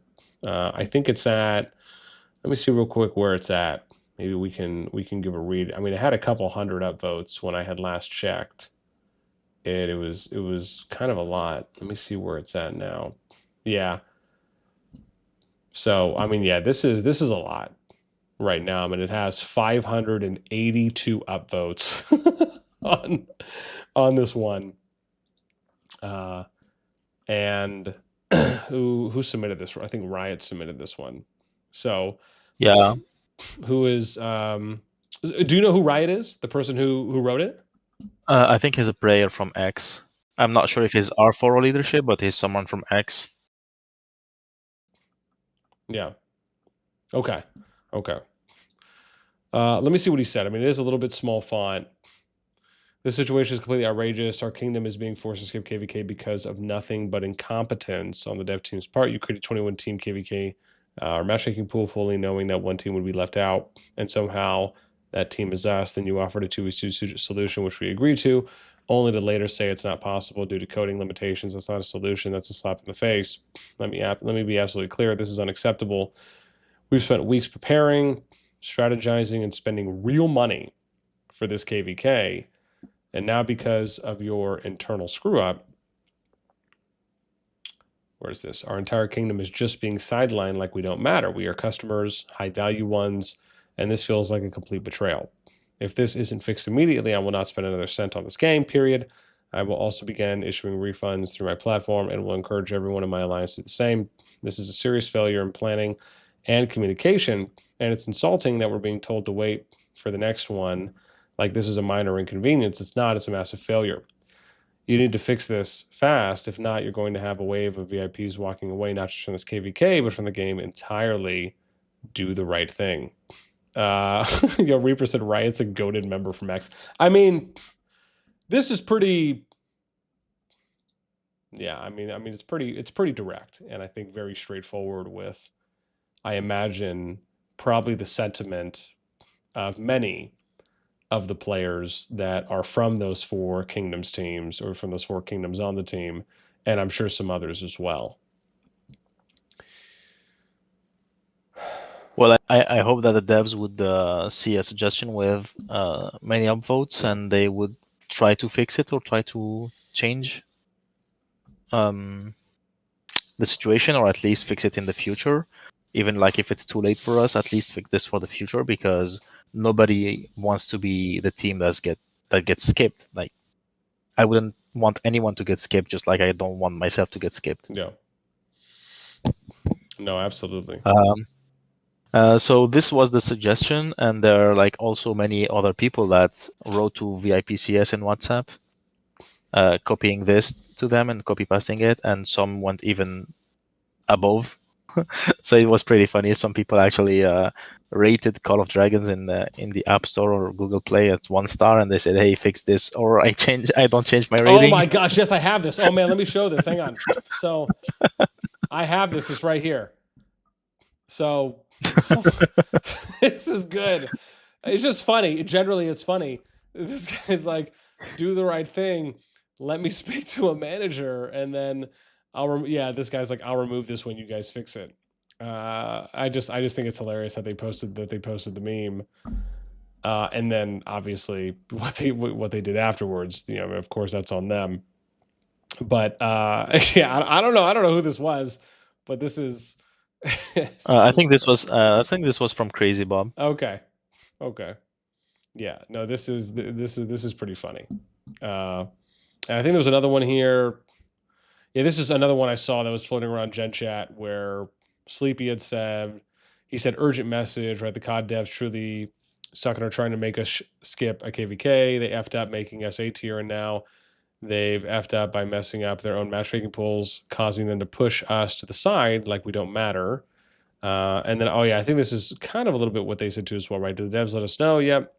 This is BS, and your R14 business sitting idly by. The way, we need your help. Please go to your VIP chat on WhatsApp. Let them know how pissed you are. This is what I said, and feel free to copy. Okay, yeah, this is what you were saying earlier on where they posted this it. was this was sent to the X server, Discord server. So this was internal. Yeah, and then this one, I think somebody posted, and these were, just so people know, these are screenshots that were already posted on Gen Chat. I was just able to get them and just pull them up. But this person said, you better make things better with the kingdom. You're forcing to skip a KvK. If this was my alliance, we'd all be refunding. This is completely utterly unacceptable.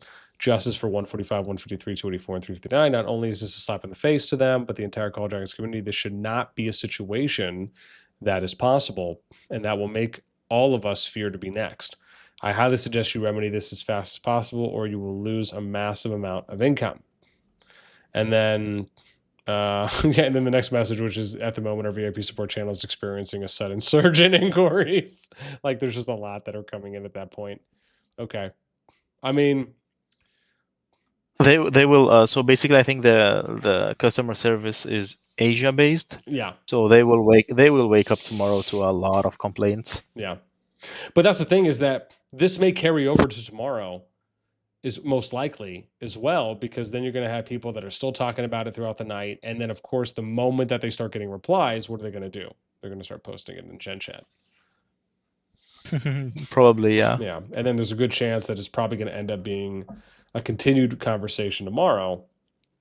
At least I would say until matchmaking's done, and then you end up getting the groups that are announced. Again, there might be a little bit of a low tick in the momentum, but yeah, I would say at least for today and tomorrow, there's most likely going to be a lot of conversation around this.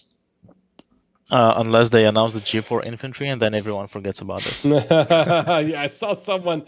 Oh yeah, I think I saw someone with the. Oh my gosh, where is it? Somebody said, I think they had the memes, right? This was. Where is this? Hang on. Oh, I gotta find it now. Someone said something about that with. Oh yeah, here it is. Here it is. Killer posted this. It would be perfect. It would be a perfect time to release info about G4 infantry to calm everyone down. Change my mind. Yeah. Oh, true. gosh. True. Yeah. Jeez. Yeah. No. Yeah. This is funny. They posted this one. They're like, COD devs trying to calculate an even number of teams. I'm just. Yeah. I was dying. That was pretty funny when I saw that one. Jeez. Oh, but yeah, like Can I play this? What's this? I'm dying.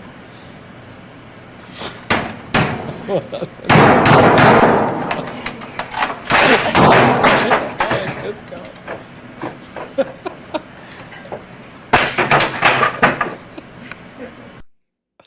Oh, okay. I don't know if I've seen that one before. That's pretty funny. Jeez. But I think the whole outrage is about because they said that this would be recurring. This would not be a one-time thing, or they said that they want to keep going with this. Yeah. So that could be maybe that's why people are waking up and participating and upvoting the suggestion and writing to the devs, making memes, because nobody wants to be in the situation. Yeah. And if we don't get the team up system next time or the time after that, it would eventually come back, And when it does, people would be reluctant about the idea of queuing for this type of KvK. Yeah. There are already some kings talking about not queuing for this KvK in the future if this goes on like this. Oh, I see. You mean with with any KvKs that implement a team up phase? Exactly, yeah. So whenever there is a team up, they would just go for the other maps. Yeah, which could suck, because if the devs, which at the same time could hurt them, because it's like, what happens if they're working on a new season that they spend a lot of time on, they spend a lot of resources on, they're really excited to introduce, it has a team up phase, and then you end up getting the majority of people that just move on from that or don't register for that and they do it for something else. I mean, that could be a massive slap in the face. Yeah, exactly. That's that's something that could happen. Yeah. As long as they don't fix their matchmaking for the team up system, this is something that could happen. Yeah. Because it didn't happen in Call of Dragons, but it did happen in Rise of Kingdoms, where some Paragon servers got skipped. But the difference is that as I said, Rise of Kingdoms has much more servers and much more pools compared to us.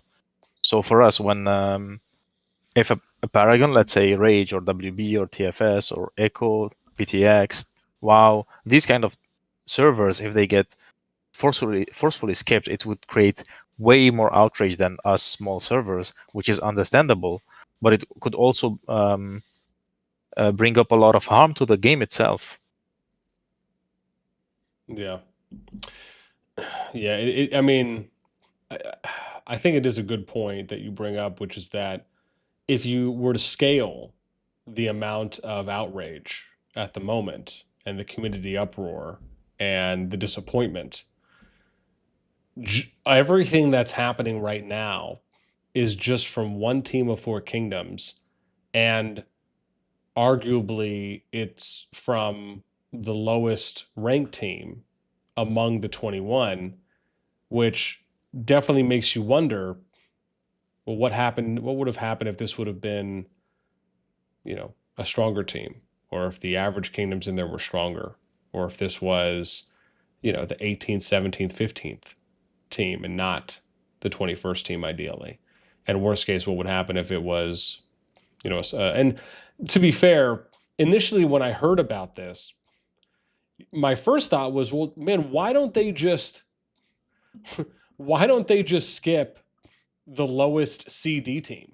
Like, that was my thought, right? Initially was like, why don't you take this team of like one of these teams, right? Like, if you really had an odd number, like let's just say that you were able to have even numbers for AB, and you could push like the top C team or one of the top C teams, and it went up against your guys, right, as the bottom B. Why not just skip the lowest or the weakest C or D team? And that's not to say that I'm sitting here and agreeing with the idea of skipping, but it would be less impactful if you did something like that, like you skip some teams that were 3, 4, 5 bill versus skipping your team, which is basically between 9 and 14 billion power. It's just the magnitude is a lot bigger, them doing it to an AB team versus doing it to a CD team. So yeah, I don't know. And yeah, Slippy makes a good point, right? Slippy says, I don't remember this uproar about previous skips. And you're absolutely right, Slippy, because the last time this happened, there was some bubbling about this, right? There was some fizzing that was going on with some attention and a little bit of traction, but it was never to the point. It never got as big as it is now, right? And now it's getting a lot more attention. There's a lot more eyes on it. Keep in mind, when this happened last time, I don't even believe that there was a Hall of Kings chat at the time. And there's obviously a lot more attention now around KvKs and people paying attention to them. But yeah, I recall the same thing. I don't remember this being, because I think Quintity was the one who told me, and I think she's in Laws, if that's right. And I think it was her in-laws that got skipped a season, whenever the last team up thing was, or maybe it was someone else, and I'm losing it right now. But I know someone told me about it, and there was the Hall of Kings chat. I mean, I know it's been around for a while. Okay, well, So again, so go ahead. yeah, I did address this matter earlier, but the difference between the last time and this time is, as I said earlier, last time G1 and G2 pools were almost equal. So getting skipped from G1 ending Yeah. up in G2 was not that much of a. It wasn't a big deal. You only had to wait like 10 days, 15 days, and then you were in a KvK with a bit more servers actually queued up for that map at the time. This time you're getting skipped from 210 registered servers to potentially getting matched in a pool where there are like 10, 15 servers. I don't know how many servers there are in G3, but like when I check the map, I only see 4 KvKs. Yeah. That's 16 servers or something like that. Yeah. Yeah. I'd have to. So that's have to why look that's why it's more of an outrage now compared to before. Yeah, because there's a lot right now. Oh no, but those are all SOS ones, and but no, but you might still. Yeah. I mean, like, Winter is Upon Us. There's only 2, and then there's like 18, 16 to 18 KVKs in COC. So, I mean, you multiply that by 4, you're looking at 80, 70 or so. Yeah, but some servers are about to finish their KvK. Yes. While others are only starting.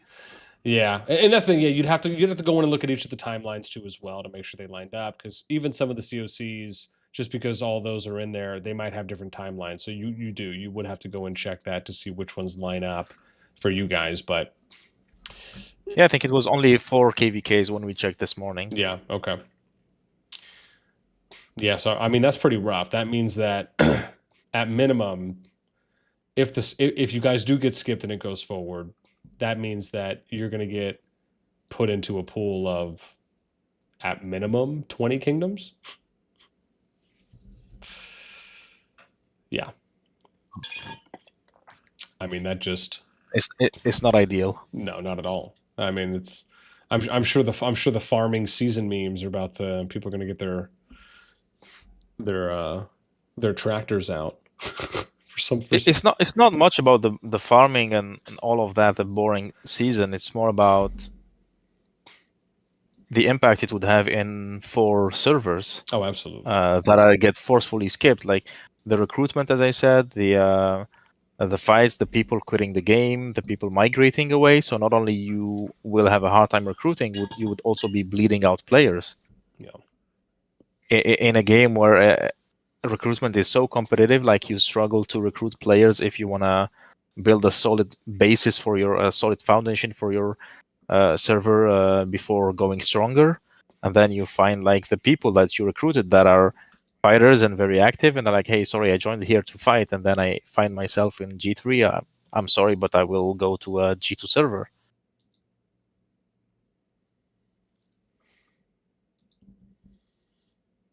Yeah. So the devs fail to realize how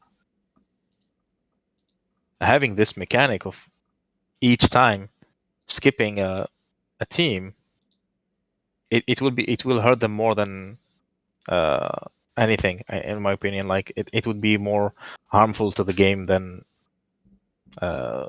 useful, I guess. Now. Yeah. No, man, and I think some people have said some stuff that, like, for example, like, I think Yuki just said this, and someone else said this too as well before, even if I can't remember the name, but Yuki said all the people saying, "Oh, it's not a big deal," would be crying and complaining just the same if it happened to you, which I think is absolutely spot on and right. It's kind of like an out of sight, out of mind, right? It's not like really affecting me, so which is, it's kind of funny you say that, but it's almost kind of like the same thing as people who are trying to become active, Yeah. like either like activists or people that are trying to get more people to go out and vote for something that's maybe happening in their state or their county. And, because it hasn't directly affected you, you're not, it may not seem important, right? It may not seem like something that's really motivating you to kind of get up and go join or go protest or go vote for something. And yeah, it's to me, that's exactly what it reminds me of. It's like that real world Yeah, implication of just because it hasn't happened to you yet. But the fact is that there could be a situation or a day where now that the system's in place, and at the moment there's no way of, right, there's no light at the end of the tunnel currently, even though they did say, like you had mentioned earlier, that they are taking feedback to try and adjust the system.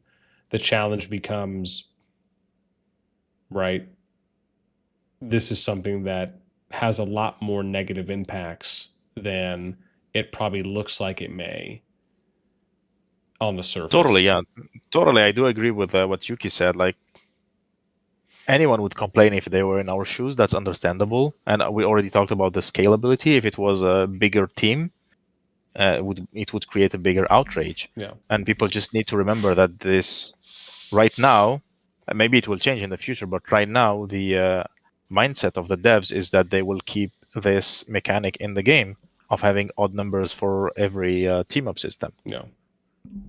So that's why I'm also thankful for all the people who did like try their best to help us, like all the kings, like Doom from 110, Frost from 220, I think, BXS R5, ASC, Sawuda, like many other kings. I don't remember all the names, but a lot of kings did help, did try their best from VW.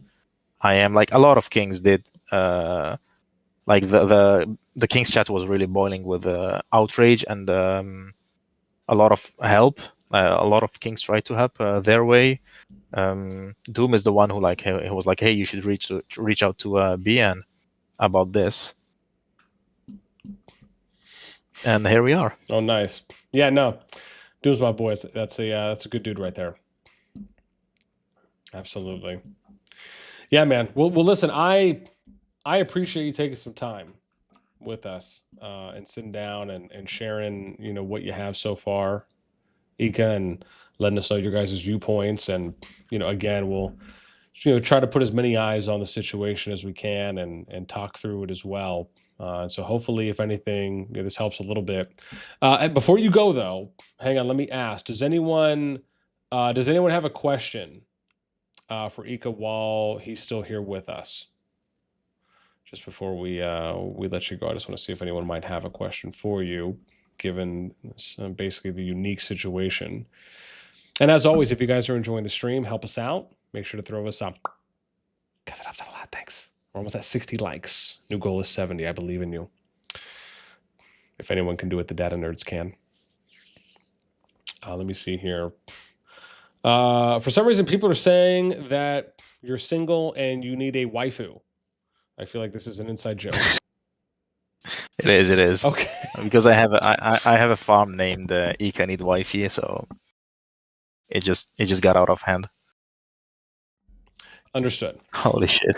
Understood. Yeah. I just want to say that thank you first of all for taking the time, and you did ask about the state of mind for all the teams. I did share, but like for SNIX, I honestly we did like after 12 hours of back and forth with the devs, and when they said like, yeah, this is final, we just went like,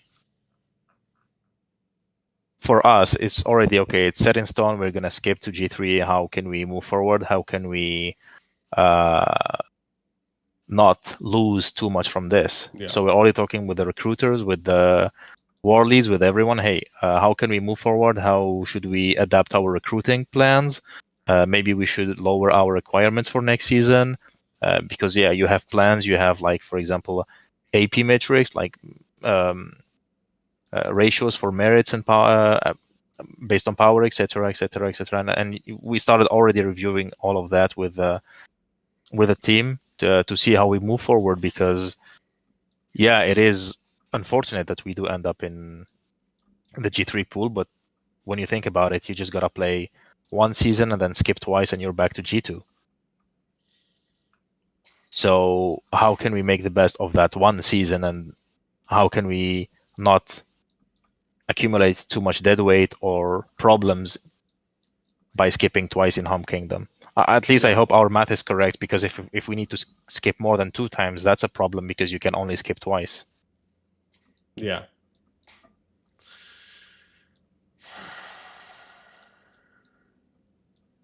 Yeah, no, I can. I mean, at that point, But it is what it is. Yeah, that's the situation. It is what it is.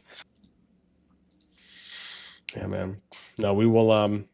Again, man, we will definitely continue to support, and hopefully, just by getting a few more eyeballs on it, and seeing maybe what can come of it, or if just getting a few more upvotes on the suggestion, a few more people hearing about the situation and throwing some support towards it.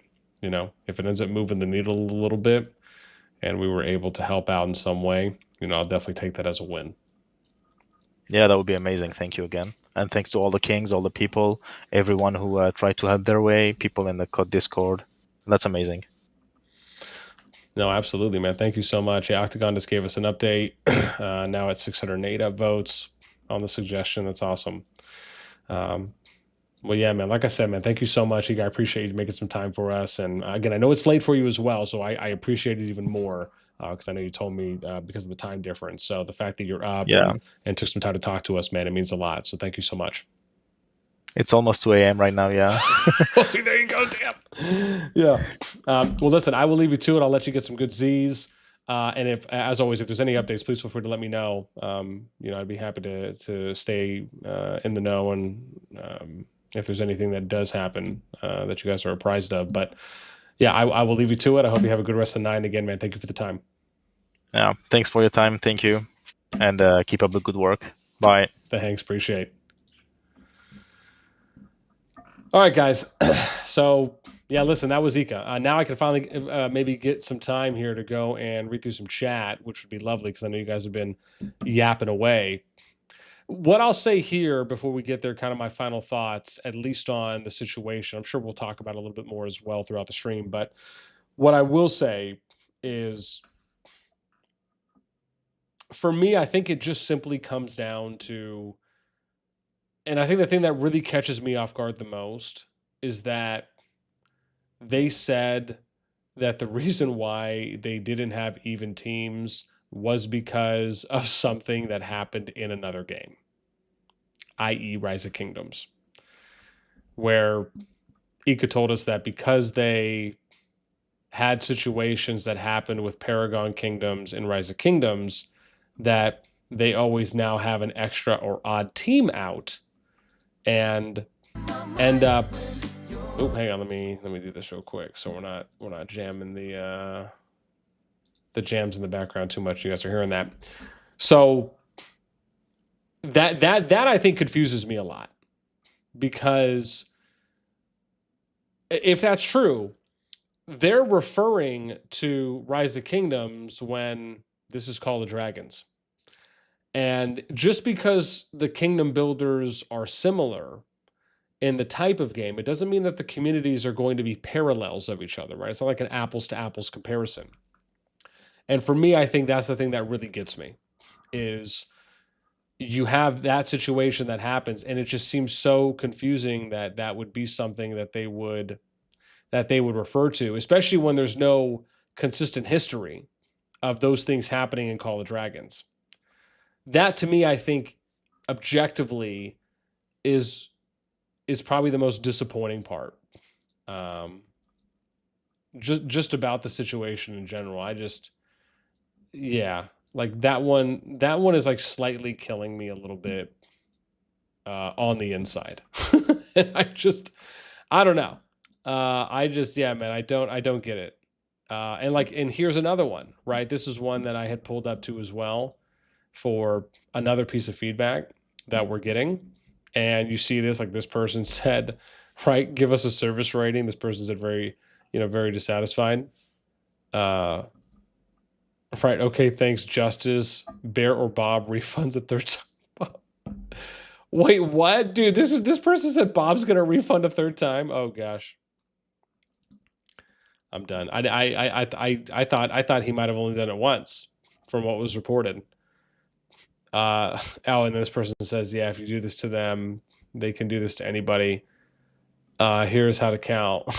They're giving the YouTube video for how to count. Jeez, man. This person says our kingdom is being forced to skip. Oh yeah, this is just the, I think this is the predetermined message that they were copy pasting over. Ugh. Yeah, man. Zen Remy says, let's not forget some COD players plan time off from work around the game. That's a good point. No, absolutely. Yeah. Let me see if we can get this one. Boom. Yeah, man. I don't know. I guess I just think the whole situation is just a little cray cray when you're really thinking about it. Yeah, yeah, man. It makes me it makes me really wonder on, you know, is there, and someone said this in chat earlier, you know, is there some kind of, is there like some kind of like clear disconnect between the community and the devs for them to like ask things, you know, like ask things in a certain way? Like again, that's the thing that kind of gets me at that point, is I just, now it's almost kind of like, you know, and listen, I get it. There's always going to be jokes about the team and about how, and I think this is probably the case in a number of games, right? And it obviously hasn't not happened in Call of Dragons, where people have made references to, you know, there being a number of disconnects in ways. And I think this is something that, to be honest, man, like you really need to make an effort to like bridge some of this stuff. You know, it's got to be something that's going to come from you reaching out to people and trying to have some of those conversations with the community. You know, it can't just be something that, you know, you pray for or hope that it's not going to happen, or, you know, it's going to go away in some kind of impactful way. It just, yeah, man, I don't know. To me, this is something that I hope. This is, to me, this is something I hope that they address. Because it just, I don't know, it just doesn't seem good when you're like really, when you're really thinking about it. Yeah.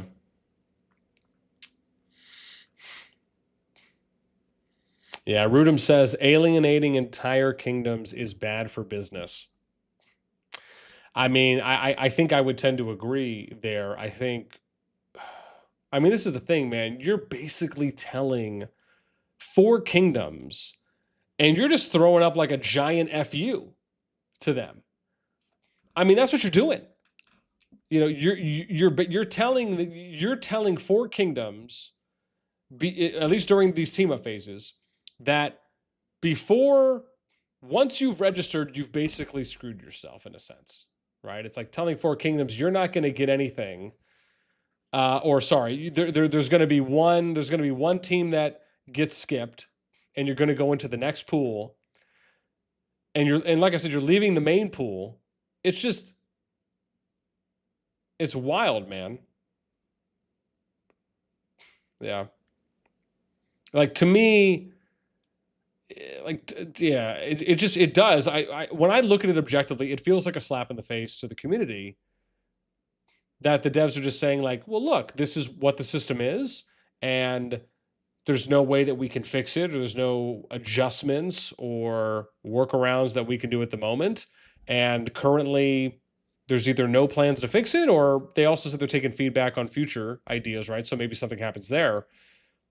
But like, to me, that just sounds really rough, man, when you think about it, is that it almost just feels like there's a lack of care to any of the players that are in those kingdoms that are affected. It's just a giant, like, we don't care about you. That's too bad, so sad, go cry me a river. And that may sound aggressive, and that may sound a little harsh, but if I'm looking at it objectively based on what, you know, what's happened so far, it's like they, and again, Ika said something I thought that was really important to hear, is that if it's true, of course, the devs put a measurement in place to compensate or to address a problem that does not exist in Call of Dragons currently, at least to any massive amount, right? And what is that?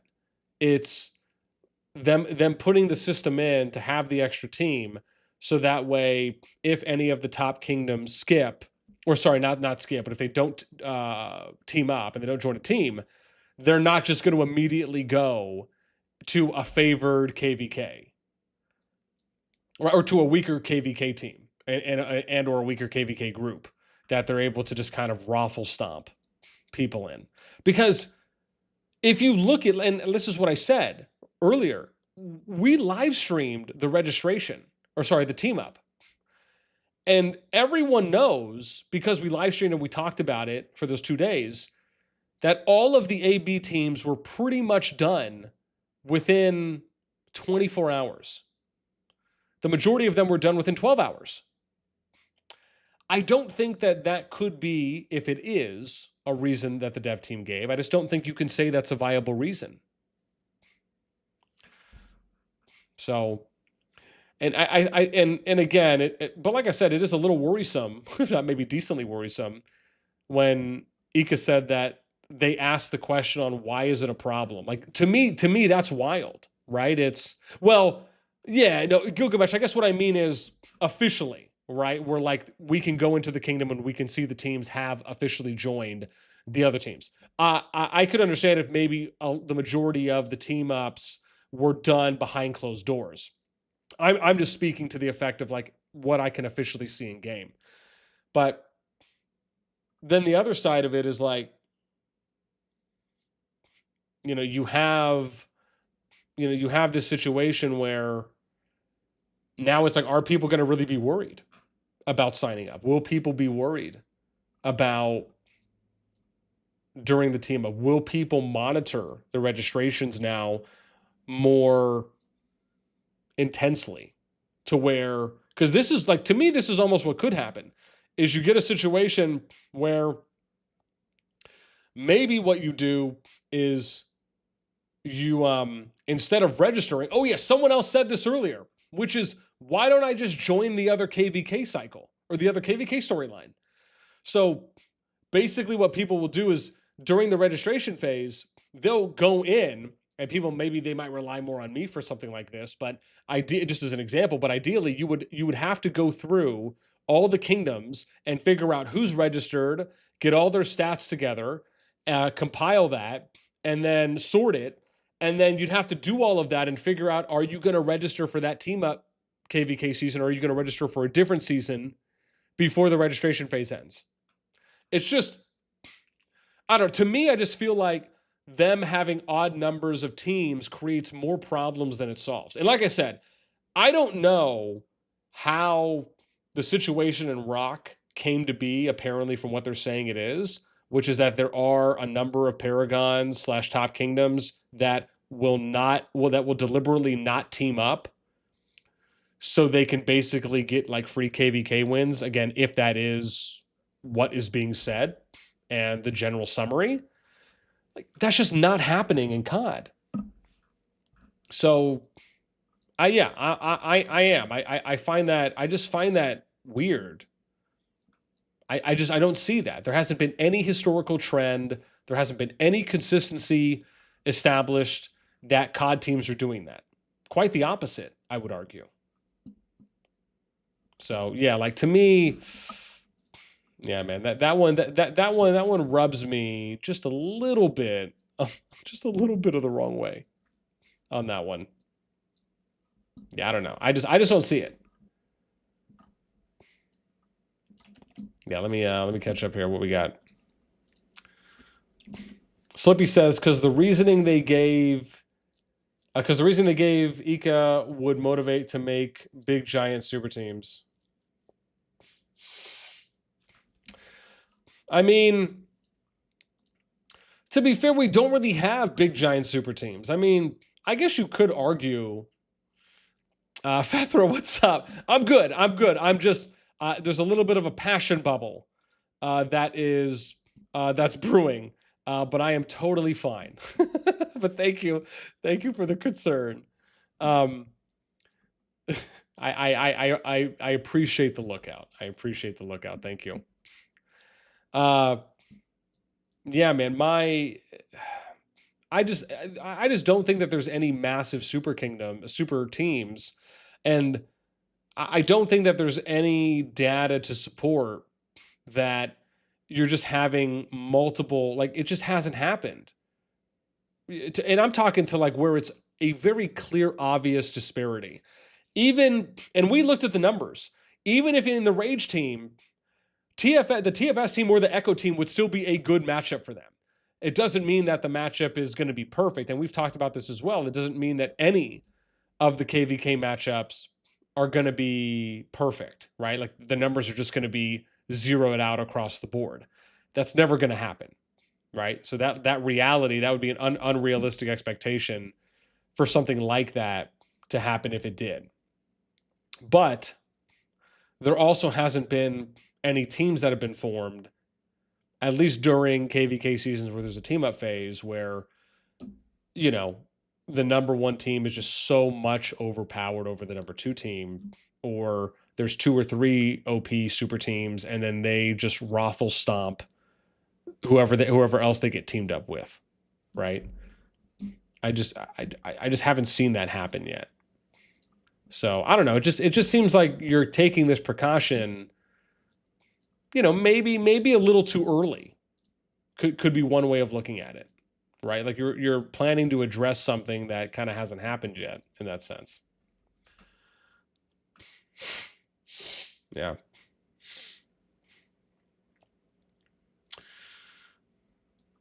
Yeah, so we said we don't have them this time, but we have got them more forward. Yeah, the team being kept out is the weakest team. I mean, yeah, the weakest team based on accumulated or summed up power. And I'm sure there's some other factors that go into that, but yeah. It's rough, man.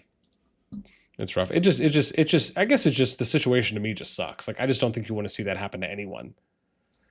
But to find out that like this is being deliberately done, that it just stings a little bit. It just stings a little bit extra, if that might be the right way to do it. Yeah. J4D, they are far from weak when looking at the entire game.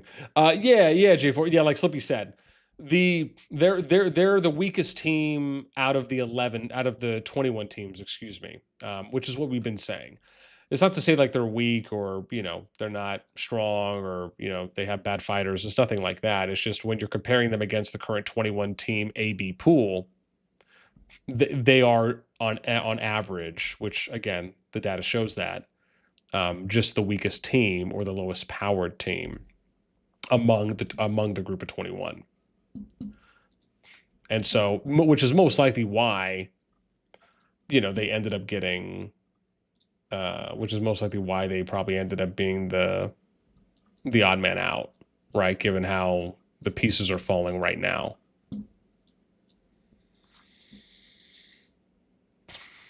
Yeah. Jay said these 4 that are 4 skipped going to go ROFL stomp a bunch of G3 matchups. Now, I mean that's the thing. They very well could. And I mean, I'm sure to some people it might be fun, right? If something like that was to happen and they do in fact just get a very easy steamrolled season. But even if it is, it's only ever going to be like a short-term fix, right? It's not going to be a long-term solution for them. Yeah, and Slippy brings up a good point. I mean, this very well could be something that does cripple their player base. Who's to say? And it's not anyone's fault, right? It's not as though their leadership team for any of these kingdoms is coming out and saying that or advocated for being skipped. So it's almost like because of what's happening, you're kind of unfairly being punished, right? In a sense, because of the negative implications that can happen and basically the fallout because of a situation that you didn't control. So yeah, I mean, I do think that is a good point. Yeah, it's just I don't know. It does. It just there's no really any other way to kind of say it. It does absolutely suck. I don't think it's I mean again, as I've kind of said, I don't think it's right. Look, listen, I get it if the dev team is basically saying, look, man, there's just no way around this. There's nothing that we can do. Okay, I mean, fair enough. But what you could have done as well is prepared for it. You could have fixed this before it became an issue and, looked at the game for what COD is versus, what Rock is. So, I mean, I do think that, to say that yes and no, it could have or could not have been fixed. This is, to me, this was very much a controllable situation that they just took a stance on. And the stance they took was, in their what it sounds like was to be overly cautious. And so yeah, that kind of it's just rough to hear for me. Yeah, because to be honest, I just don't know if I've ever heard something like that before. I don't know if I've ever heard something like that in a Kingdom Builder I played where, at least for the ones I played, where the team came, like the devs come out and again, like I said, if that's true, and they say, yeah, we added 20 an odd number in just so we can force skip a team. Especially when KvKs make the money. Yeah. Like that part. Yeah. I mean, I feel like that part catches me off a little bit.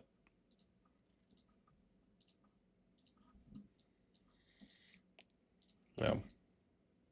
It's okay, I'll cry later. I feel for them. Their pain is my pain.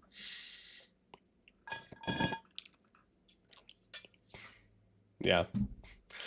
Yeah, Sibby's like, we had Kingdom skip and Covenant on time team. True. Dream's like, they should make a statement saying they messed up. True. Yeah. I mean, I will say this. It would be nice. It would be nice if they did publicly acknowledge it and said, like, look, we hear you, the community. We do apologize about the situation. And we're going to collect feedback to hear from you on how you would like to see things on how you would like to see things done moving forward that we will take into consideration. Right? Something to that effect, I would be okay with. Right? I think that would also earn them some grace with the community. And it wouldn't seem as bad. Because they're acknowledging the issue. Even if this is the thing. Even if they do not see it as an issue, that is not the problem. The problem is that the people who play the game and the players who are in and out of KvKs see it as a problem. Even I see it as a problem, and I'm not in their KvK. Right? But I can understand why it is a problem and why it can have a lot more negative implications than we might even see right now. Like, I can understand that much. So yeah, like to me, I think if they acknowledged it, they said something publicly, they said, listen, we want to hear from you. Please fill this out. And we're going to take this into consideration going forward. I think that would be a good start. Again, I thought to say that it's going to solve everything immediately, but I do think that would help mitigate some stuff. And then based on the feedback given, right, if they were to implement something like, okay, let's just not have, to me, it's easy. Just don't have odd number teams. Have even number teams until a problem arises. And then when a problem arises, you can address it. I mean, it's funny to me that in a number of areas within the game, the COD team is reactive. And then in some areas, they're proactive. This is one of those areas where it almost feels like they were being overly proactive because they were cautious from history in a different game that isn't COD. It's just interesting how that works. Because I don't know. I guess I just generally wouldn't have expected something like that. Right?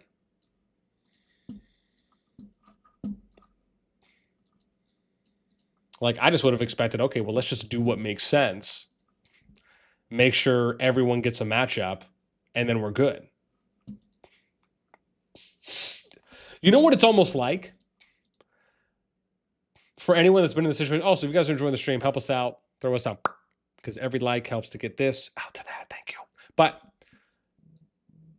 what this almost feels like is the devs saying that they don't have enough trust in the community to where, and again, this may be a harsh way of saying it, but I do think this is one way you can look at it, which is by them putting in 21 teams, they're saying, look, man, we just don't trust the community to make teams. And, but like in their mind, it's like, oh, we're doing this for you. You know, it's just, I'll just say that it's rough, man. Like it's obviously it's not a good feeling. So, I mean, yeah, it kind of, it's a little no bueno, basically. Arbor says, make Rage skip. I guarantee they would lose hundreds of thousands of dollars. I mean, probably. Yeah. And Octagon saying, yeah, that is what they said. We did this on purpose. Yeah.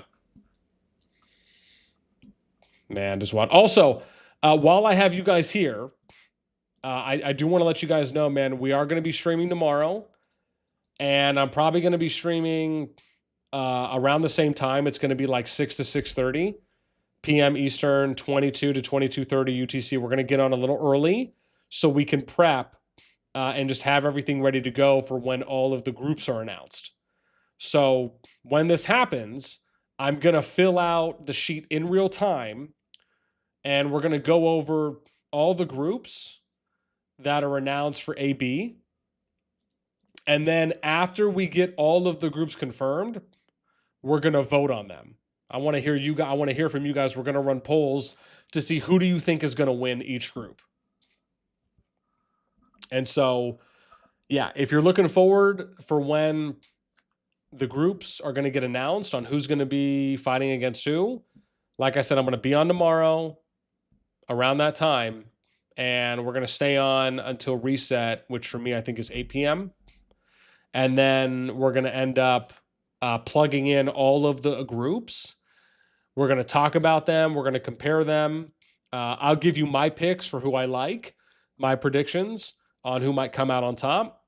And then we'll do some polls for you guys that are with us on who you think is going to win. Yeah. I'll also probably be getting some sangria and doing a little drinky drink too as well during that time, because I mean, you know, why not relax? I probably should have brought one with me now. Jeez.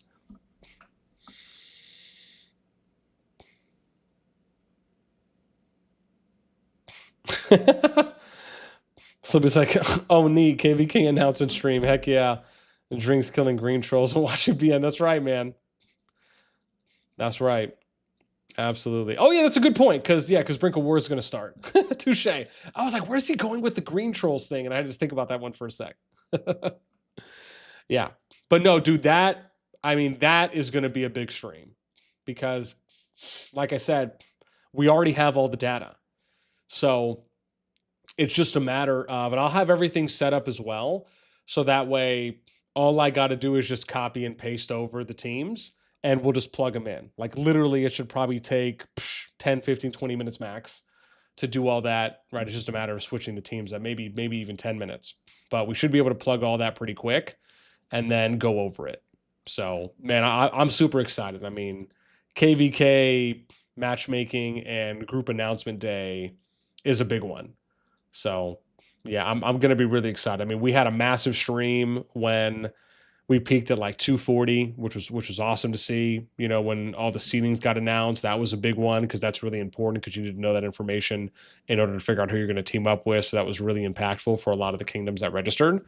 But this one, you know, could potentially be bigger just with, again, people wanting to know who's going to end up fighting who, because you already know the moment that you figure it out and people start seeing who is getting matched up with who, COD Discord is going to start going crazy. It's going to be, oh, this matchup is unfair. You know, oh, this team's going to get stomped. you know, COD devs couldn't even get this right. It's just, I mean, you know, it's like everything and anything is going to come out. So, yeah. So I can only imagine at that point.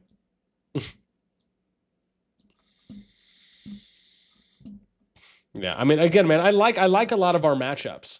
I do, absolutely.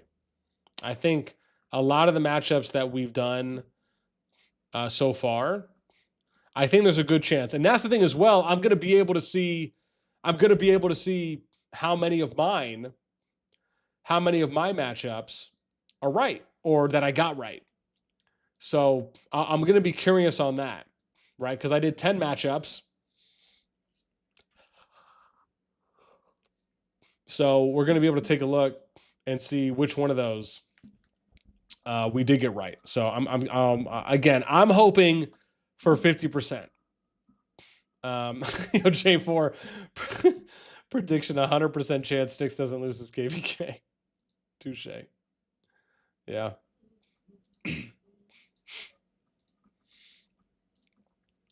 But yeah, my hope is that I get at least half of the matchups right. That's where I'm at for that. I feel like if I get half of the matchups right, I'd feel pretty good about that. Right, so we'd have to go 5 for 10. Again, percentage-wise, it's not too hot, but for me going in doing it the first time, where I was able to get like a full prediction out before the groups were announced, I'll ease into it, is what I'll say.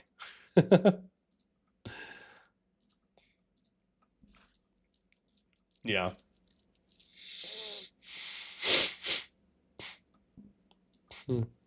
Yeah.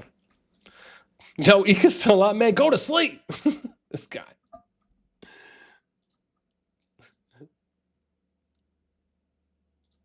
Yeah.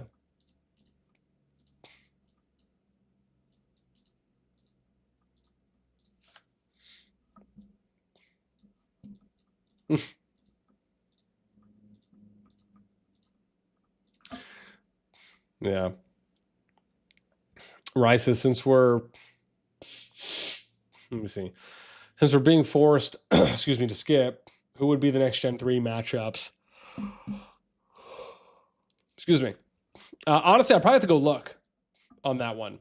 I am not sure. I can tell you the pool is going to be a lot smaller. But if I have some time, I can look. Yeah. Something's like being giving the fans what they want. Big KvK pool coverage. I mean, yes. Oh, Simon, what's up? Oh, sorry, my bad. Let me read what you said. Simon, you said, hey, BN, been listening for a while, wondering why you did not do this for Gen 1 pool that are in War of the Last Knows now. I mean, the probably the easy answer for that is, well, I'll be honest. There's probably two answers for this, really.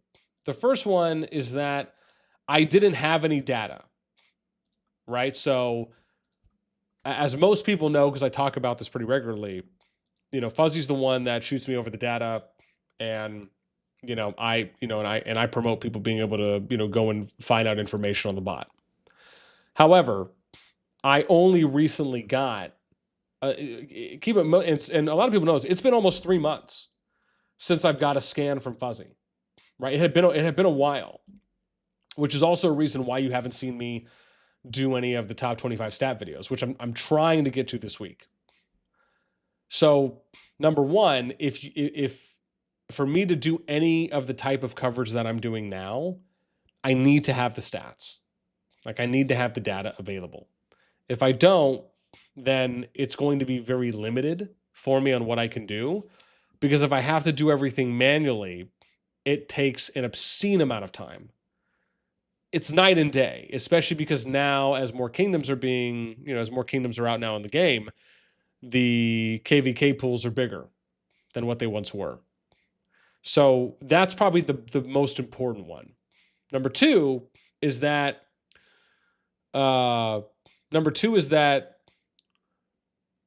and to be fair, I have been pretty consistent on this for a while, is that to me, the KvK pools that are the most interesting to cover are the biggest ones, right? So, you know, I can't, you know, if this thing, if I don't have the data, like, don't get me wrong, could I guess technically, could I go out and still pull it? Sure. Can I pull everything? No, not really. And then if you think about the amount of time it would take me, when I say it's night and day, it is. Like, it is so much time it would take me to have to go through each kingdom, load up each of my scouts, go and look through each of the leaderboard rankings. Like, it's a lot. I couldn't even, like, the difference is almost like saying it's between spending 100 hours and 1 hour.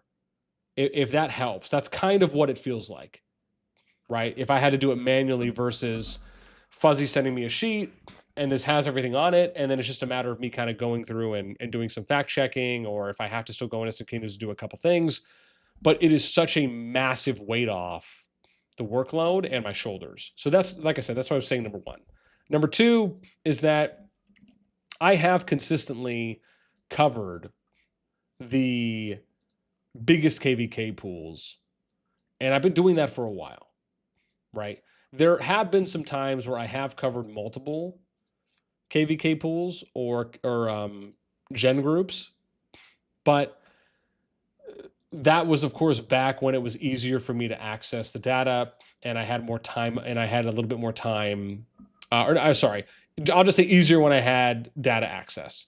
Now I have a lot more free time and I have more data access. So, you know, it technically it would be easier to cover them. It's just, I also have to consider that a lot of the kingdoms are trying to get to the Gen 2 pool, which has been a fact and has been consistently evident over the last multiple seasons.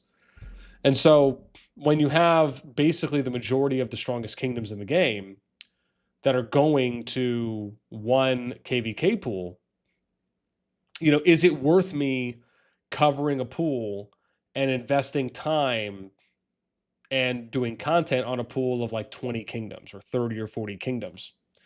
Maybe in the beginning it was, right? Because there wasn't as many as there are now, as many kingdoms as there are now, and then the amount of kingdoms that were in KvK pools. So, I mean, again, that may not necessarily be the answer that you or others might want to hear, but again, coming from me, that's just the truth of it, is that, you know, it's not that I don't want to cover other KvK groups.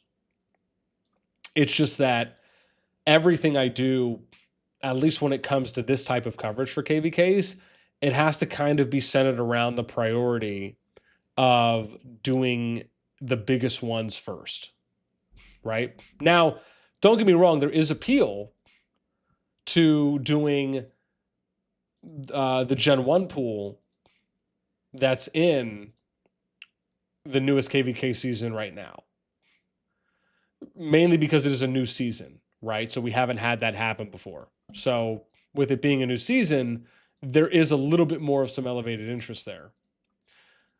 So again, there is, like I said, there is something, but for this season in particular, like I said, it just came down to the fact that that I didn't have any data, and I was already putting out other content, so I just didn't have enough time in that moment to go and basically look around and pull data manually.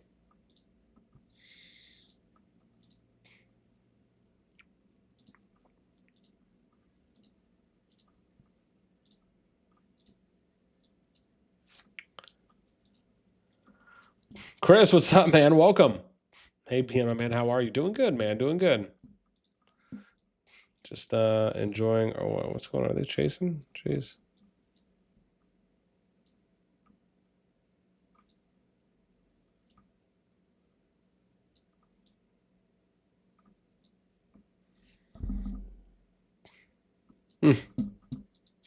No. Yeah. Simon said, fair enough, and understand. I was just thinking with the new map, you might, yeah. I mean, don't get me wrong. I would have liked to. I just would have needed a few things to. I just would have needed a few things to fall in line, essentially. Just for me to feel goodish, if you will, about it, just about the situation.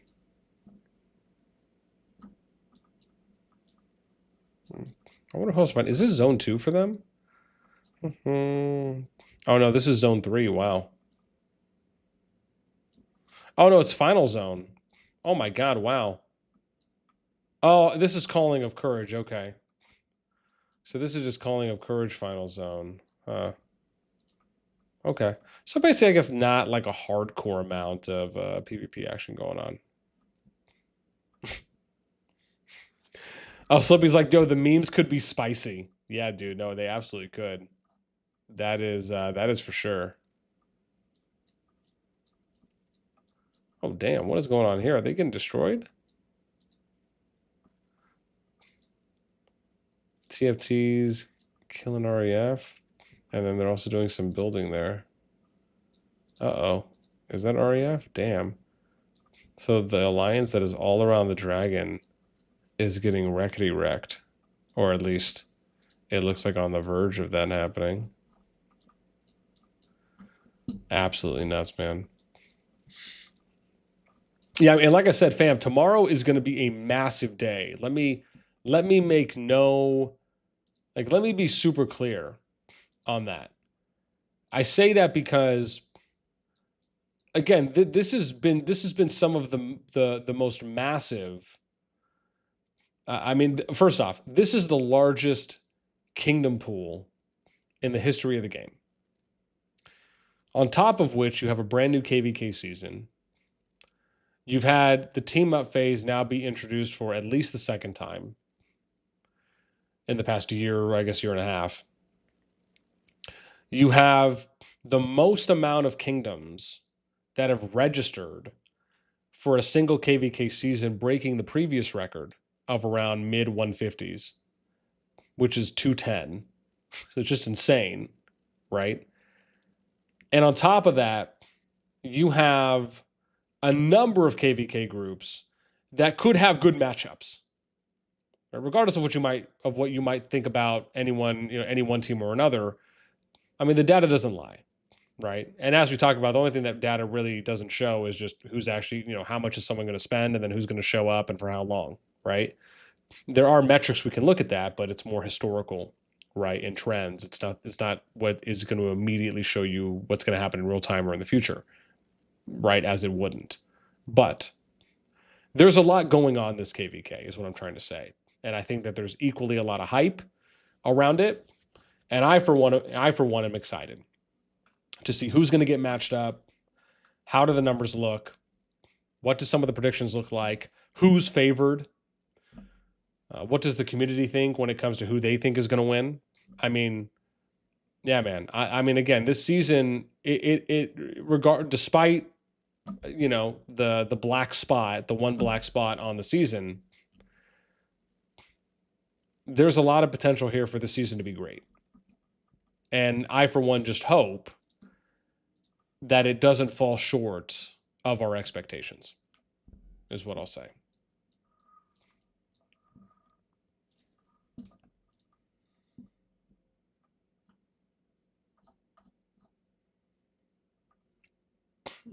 Yo, Mert. Yo, Mert comes in. TLDR, one group got 4 skipped. Yes. One group got 4 skipped, Mert. That is that is correct. Absolutely correct. Damn it, Mert. His next message is going to be, okay, bye. I'm done. That's too funny. Oh, man, I wish I had some water. Jeez.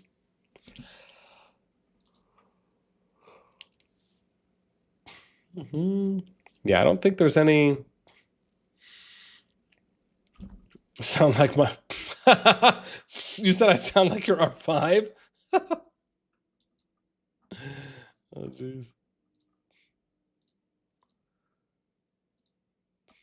Yeah, I'm curious where they are right now in the new season, too. Have they... I think it's just the Zone 2 that we looked at, right? That has opened. Yeah, it looks like it is. Who's in this one? Let's see. 197. Let's go to 197 real quick. Where's Dreams like get your Chipotle ready, dude? Absolutely.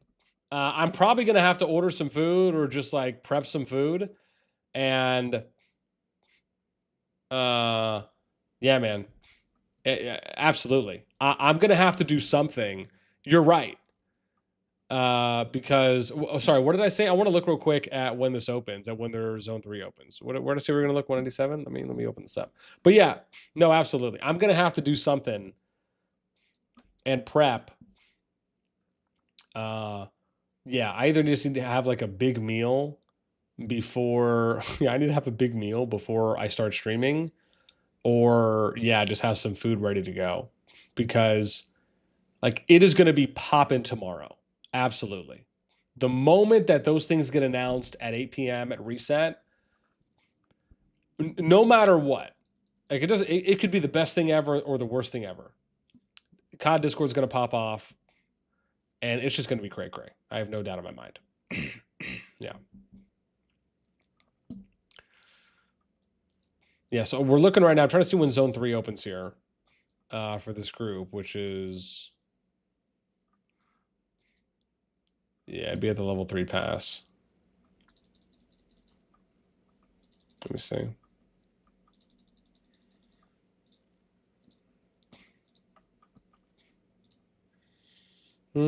Oh, wow, it opens in a day. So what's today, Friday? So it's going to open... It's going to open tomorrow after reset. Yeah, so it looks like 24 hours? No. 28 hours. So 4 hours after reset. No, a little bit more. So it's 8:30. So it'll be... Let me see here. Oh God, that's really late for me. That would be 12:43. 12:43, 12:44 a.m. Eastern time, which would be like 4:45, 4:46 UTC. Wow. Yeah. But I mean, that's just to get into their zone 3.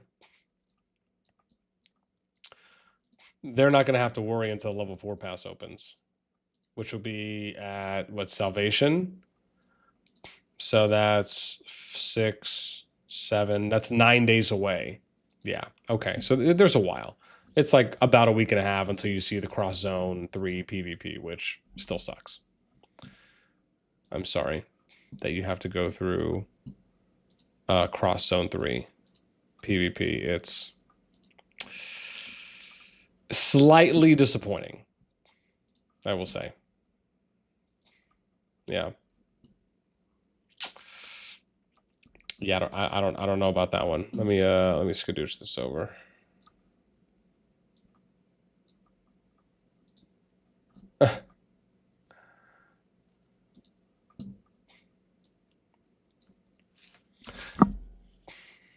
Yeah, man. J4 says, excuse me, yeah, extra heartbreaking for that skip team. Best kingdom registration in the history of the game, and they got told they can't participate. Yeah, I mean, that absolutely does.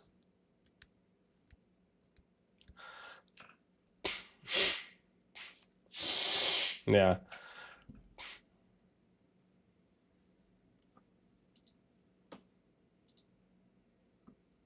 Yeah, man.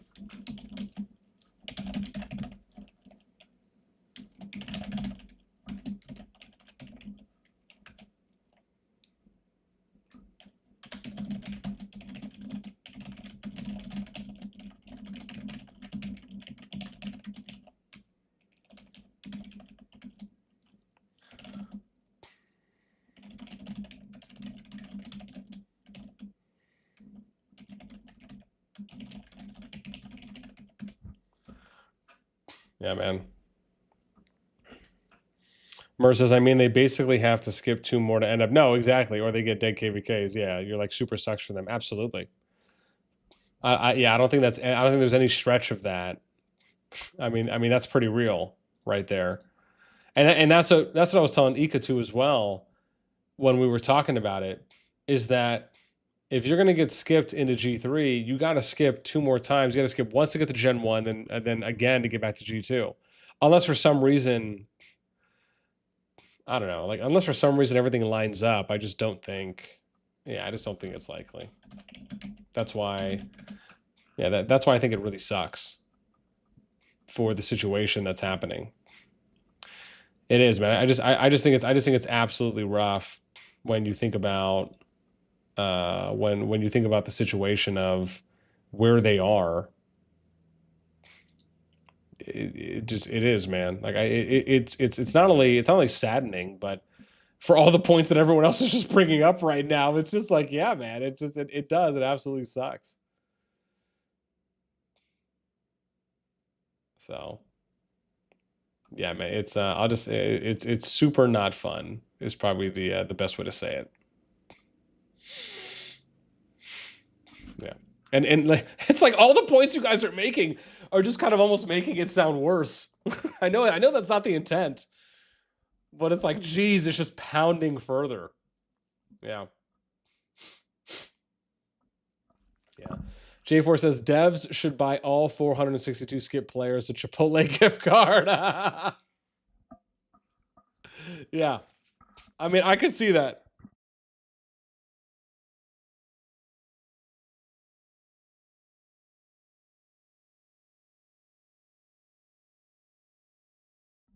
Yeah. I know, right? They should. Right? So it's just like, you could choose. You can get the gems or you can get the Chipotle gift card. Or the gold hats of the Chipotle gift card, right? Yeah.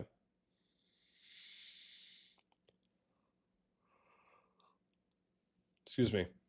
Mert says, how did the group find out that they were skipped? Did they just revert back to the home kingdom phase? I'm guessing there was no compensation for those affected. So it's a good question, Mert. So the way that they found out is they were told. So it was already something that was being, from what I understand. Let me state that it was something that was already being brought up in the Kings chat. So the Hall of Kings group that they have on the COD Discord. There was a number of Kings that were asking about the situation. So the COD team, whoever the rep was from the dev team, they were the ones that told them. That's how they initially found out.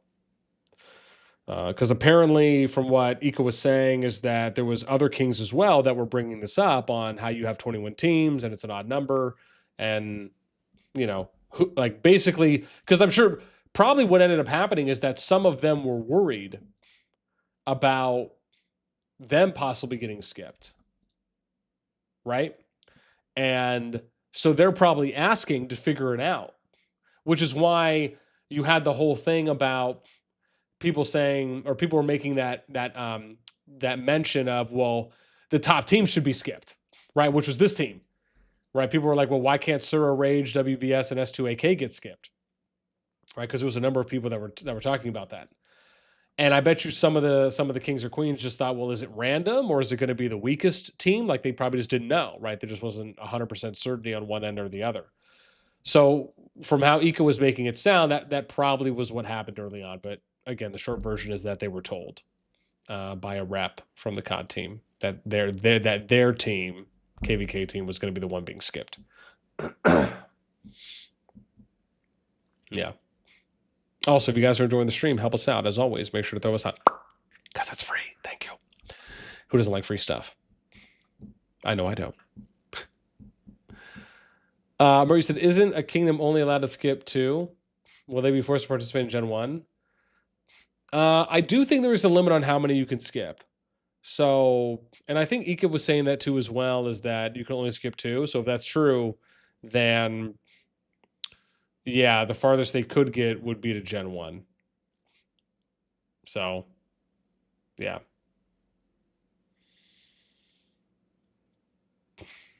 Now, I mean, it would be cool if they put something in the game that allowed for you just to skip to whatever gen pool you wanted to and just wait for those kingdoms to come out.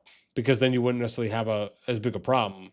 And you just made it very clear, excuse me, that people can choose and select what they want to do. I think that could be one way around it too. I mean, you might have some kingdoms that are just like, look, man, we don't mind waiting a couple extra weeks or maybe a month max, because if they go and play in the KvK now, then they're going to miss G2, right? So I do think it would be nice if they allowed for you to do that. Like, I don't think there's going to be kingdoms that are just going to sit there in limbo, right? And it's like keep skipping back to back to back. It just doesn't make sense. But I do think it's important that people can try and get to the G2 KvK pool. I do agree with that. I do believe that. Slippy says, if this counts as one of the missed KvK due to skipping, it will be brutal. Oh, yeah, that's a good point, Slippy. I didn't actually consider that. Is that, yeah, if them getting 4 skipped counts as one, then the farthest they're going to be able to do is make it to the G3 pool. Jeez. Oh, yeah, that could be brutal. But, I mean, regardless, they'll have the 2 skips next. So they'll just have to play this out. Or they'll have to play out, yeah, I guess it doesn't matter, right? They would play out the G3. Well, yeah, no, they still, I'm trying to think right now. G3, G1. No, it should still work. If they have 2 skips and it doesn't count, then they would go into the G3 pool. But then if they do 1 skip, they could get to G1, and the second skip would get them to G2. But that's only if it doesn't. So they could actually work their way back to G2. Yeah. Yeah.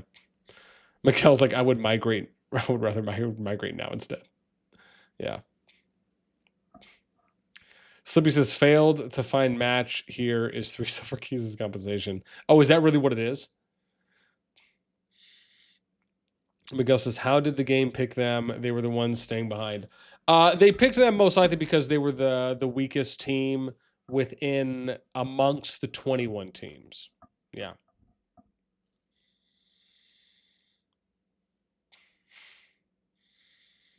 Gilgamesh says, do you think there is going to be a mismatch? Honestly, I don't think so. I will say that I think it's unlikely that there will be a mismatch. I mean, we looked at, we did assessments here for all the group, for like at least when I did my predictions, and the team that was left out, that even I had left out, because someone was saying it in the chat earlier, is even I had left out the SNIX team as the one that was probably not going to get matched. And that was after I looked at everyone as well. And so I do feel pretty confident about my picks for who I think is going to get grouped.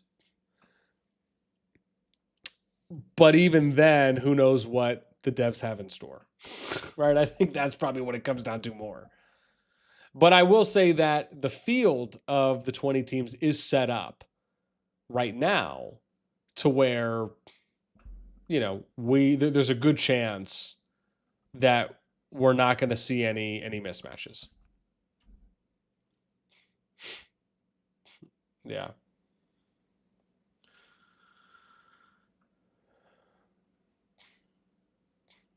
So Rai said, I think the High King got noticed for it since I never got an in-game system mail. Okay. Cam, what's up, man? Good evening. Welcome.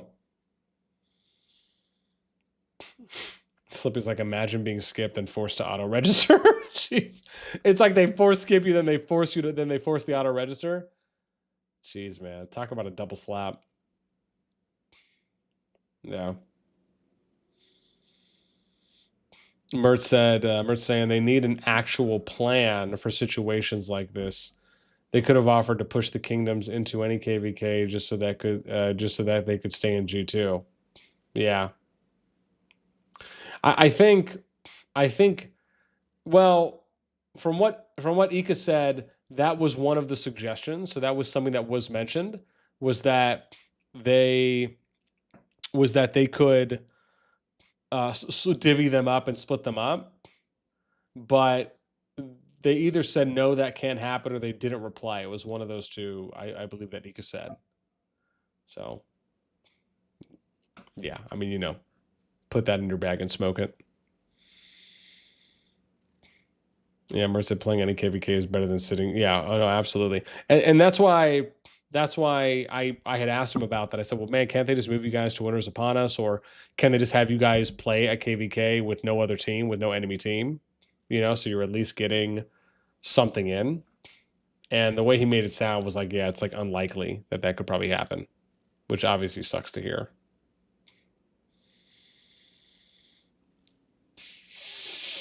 Yeah.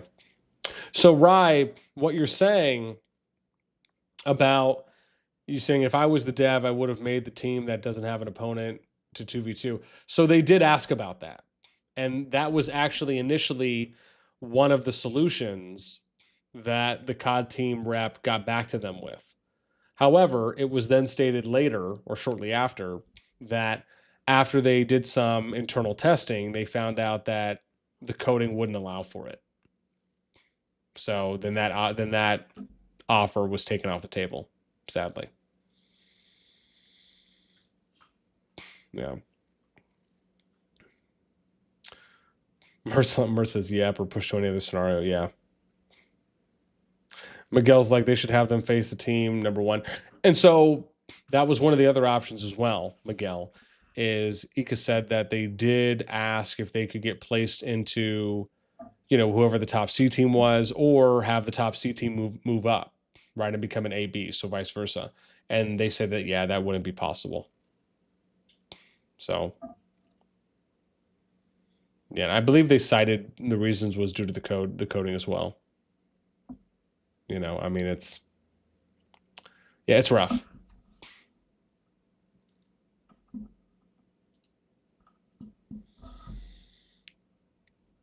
Yeah, J4 says one of the kingdoms might have to auto-register next. Pretty sure one of them just skipped to get into G2. Yeah. No, you're right. One of them did.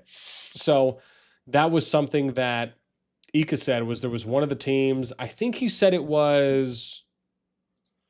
Let me see real quick. I think he said it was BeaR. I don't know if anyone else remembers, but I'm pretty sure he said it was BeaR.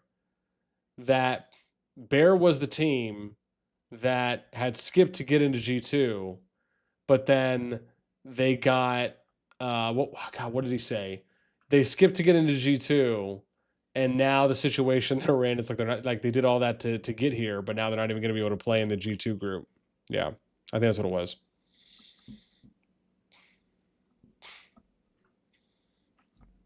Yeah, man, it just seems wild to me that that's something that can happen.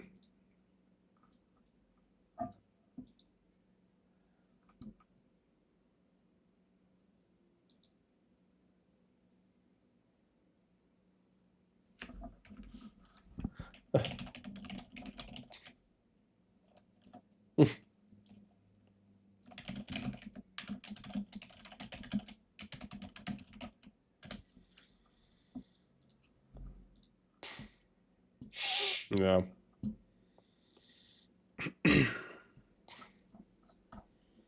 Oops. Let me see. What were we looking at? Oh, yeah, that's my prediction one.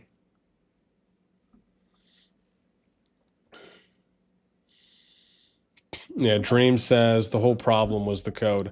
I mean, that's kind of how it seems right now, right? Is you have, yeah. I mean, again, you got this situation where they're referencing that the problem is the code, and then it's like, okay, well, if that's the case and you can't fix anything this season, well, what about next season, right? What about going forward? And to me, that's the thing, is that I think what's going to be worse and this is just how I feel. What I think is that if what's going to be absolutely worse for them is what happens when you don't address this. You don't say anything. Like, keep in mind, man, people aren't going to forget with how much attention this has gotten now. People are going to remember that this is an issue. And then what happens when you do your next KvK season that has a team up phase? What kind of problems will that possibly have for kind of putting a fear. Will there be a fear of registration now? Will people be more cautious about registering? And this could all lead to a lower amount of kingdoms participating in KvKs, which means less money for the game.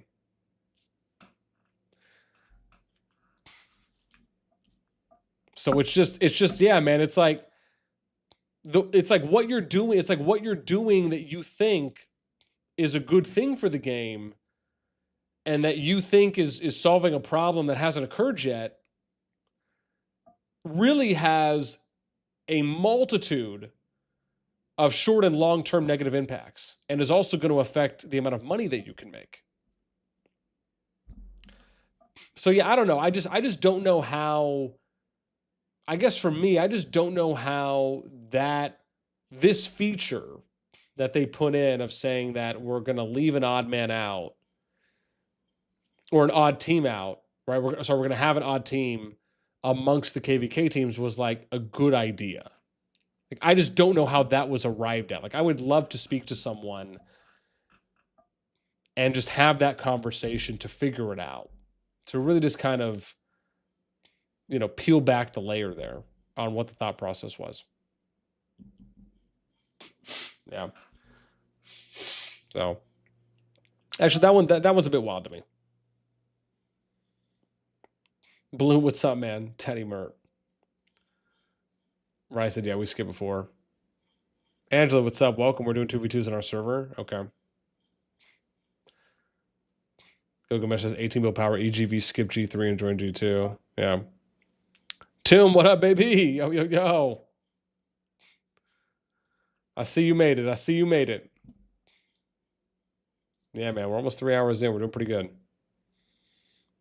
Miguel says, I mean, you did call it, BN. Wait, what part did I call? What part did I call? J4 says, a bit hypocritical considering they must need to write code to remove registered kingdoms from KvK. I mean, yeah. Unless they've already written the code and like the function is already there. But yeah, I guess technically in the sense of like they would have had to still write that at some point, yeah.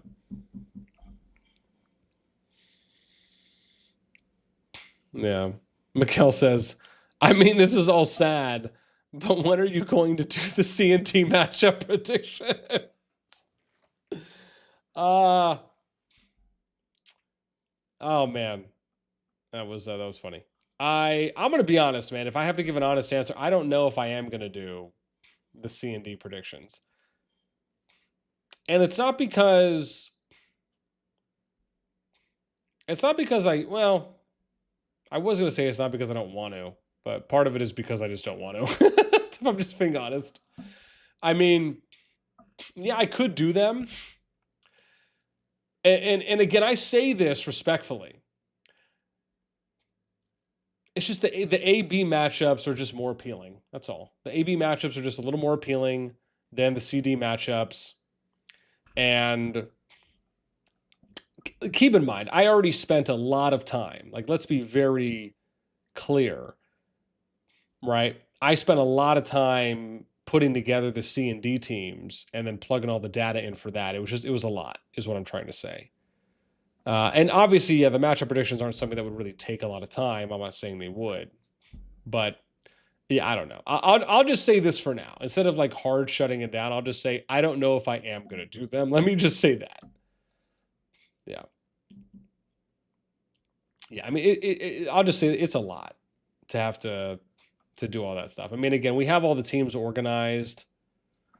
The problem as well, keep in mind, is, and actually, to be fair, I wouldn't be able to do, if I'm being honest now, I wouldn't be able to do any predictions because not all the teams are filled out. And most likely, they're not all going to be filled out until tomorrow, which means that I wouldn't be able to do any group predictions anyways, right? At least in a meaningful way, right? Because all the teams have been filled out. Because once Brink of War starts, once Brink of War starts, then all of these teams that are empty, because these are officially empty teams amongst the C and D groups, because registration phase is already over, which means once Brink of War starts, then any of the teams that still need kingdoms in them will get filled. So at that point, yeah, I just, excuse me, I guess given that, I really wouldn't be able to do any predictions on them. I mean, sure, I could do some. It's not, let me be clear, it's not like all the teams are missing. There's only one team above 35 billion, right, that's missing 2 kingdoms. So, but yeah, I don't know. I guess the easiest way is maybe I just don't feel like doing it right now. Maybe that's the easiest way to put it. It's not like I don't want to. I just, you know, I don't know if that makes sense.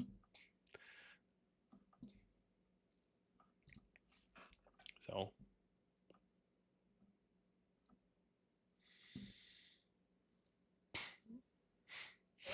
yeah.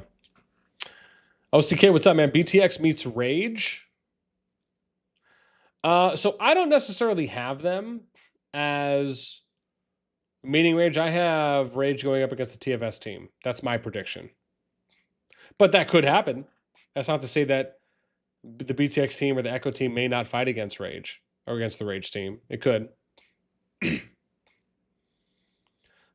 J4 says the A and B pool is pretty big, a lot larger than we expected, I think. Yeah. I mean, I would say that's probably fair. I don't know if anyone was really expecting. Yeah. I don't know if anyone was really expecting the AB team, the AB pool, to be 84 kingdoms deep. So, but what I will say is that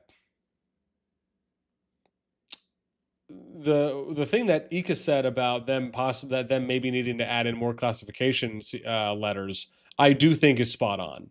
If they're going to do this season again, if they're going to do, not this season, excuse me. Well, I guess that as well. If they do run War of the Last Snows, or they do another team up phase in a future season, yeah, I would say that I do think that needs to happen. Where they and they're going to use the classification system, they need to have more classification grades, because the power disparity is just ridiculous between the top of the A's and the bottom of the A's. To me, there's no reason why a 13 billion A ranked kingdom could get matched up against a 30 billion A ranked kingdom. Like that just to me seems wild. Yeah.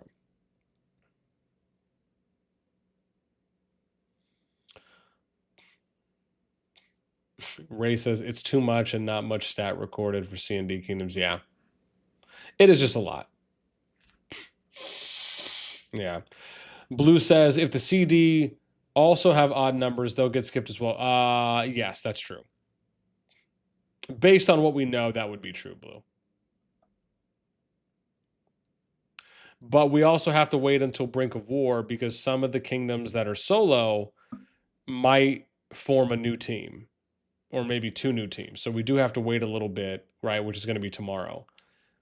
And welcome. If you guys are just joining us and you enjoy the stream, as always, help us out. Make sure you throw us out.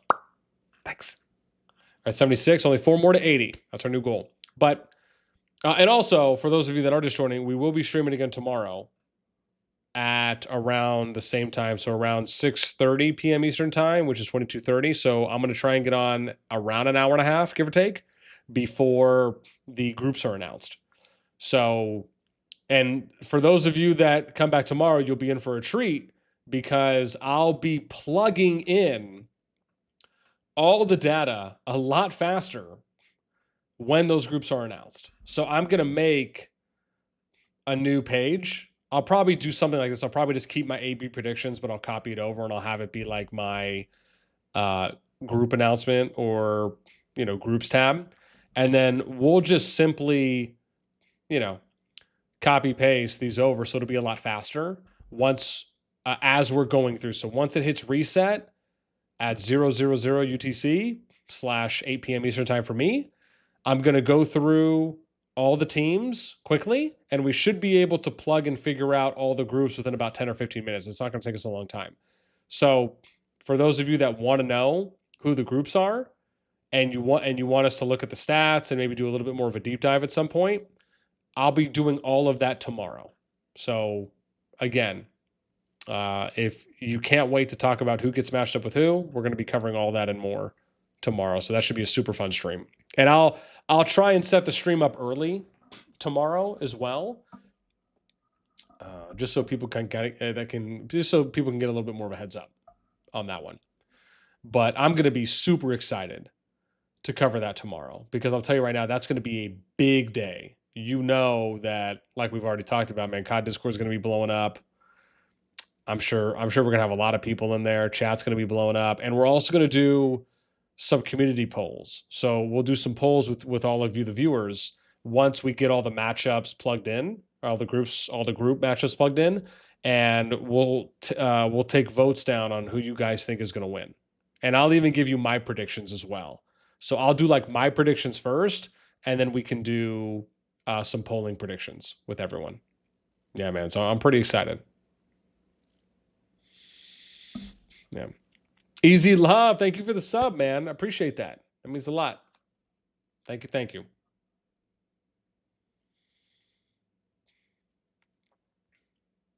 Zombie says, what does G2 and G3 mean? So I'll tell you how I refer to it as. So G1, so like G1, G2, G3, originally they meant the generations of the kingdoms. So an example would be, a very simplified example would be, like kingdoms 1 through 100 would be Gen 1. Kingdoms 101 through 200 would be Gen 2. Kingdoms 201 through 300 would be Gen 3.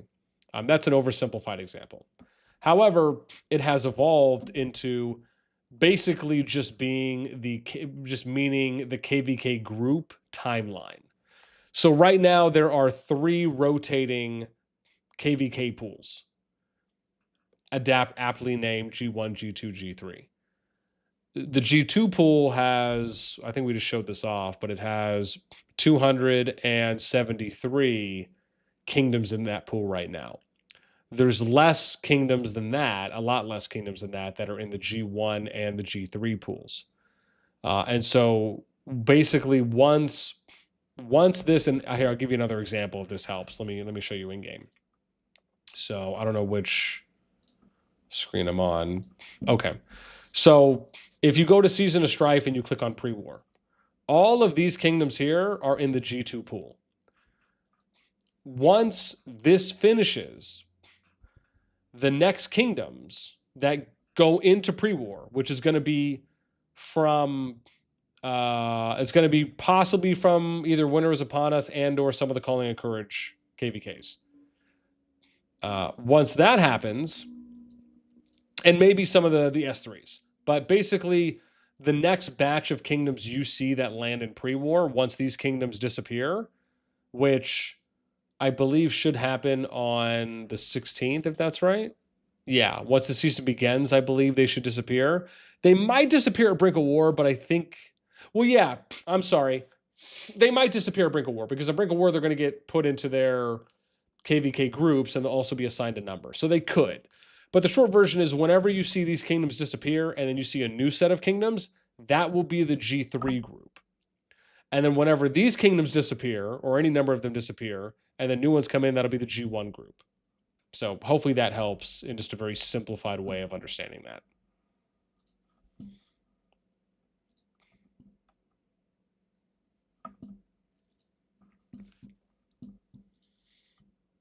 Yeah. Oh man, one more like until 80. We're almost there. Yeah, Miguel says, bottom. Sorry, you said, yes, you are right. I mean, I'm just giving you a hard time because I'm in a D-rank alliance. I gotcha. Void, what's up, man? They have done this before with BB, yeah. Yeah, we were talking about that earlier. Ika mentioned that too as well.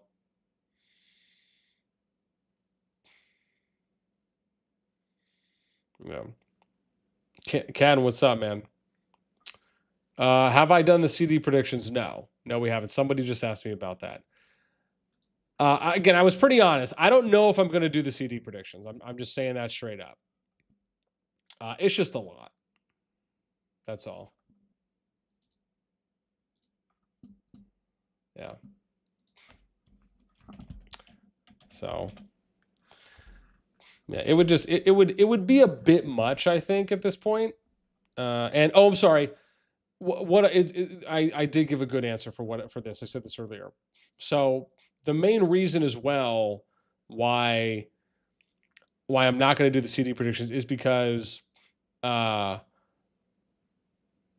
is because not all the teams are formed, and I'd have to wait until Brink of War started for the rest to get filled. So, yeah. And then by the time Brink of War happens, everyone's going to get matched.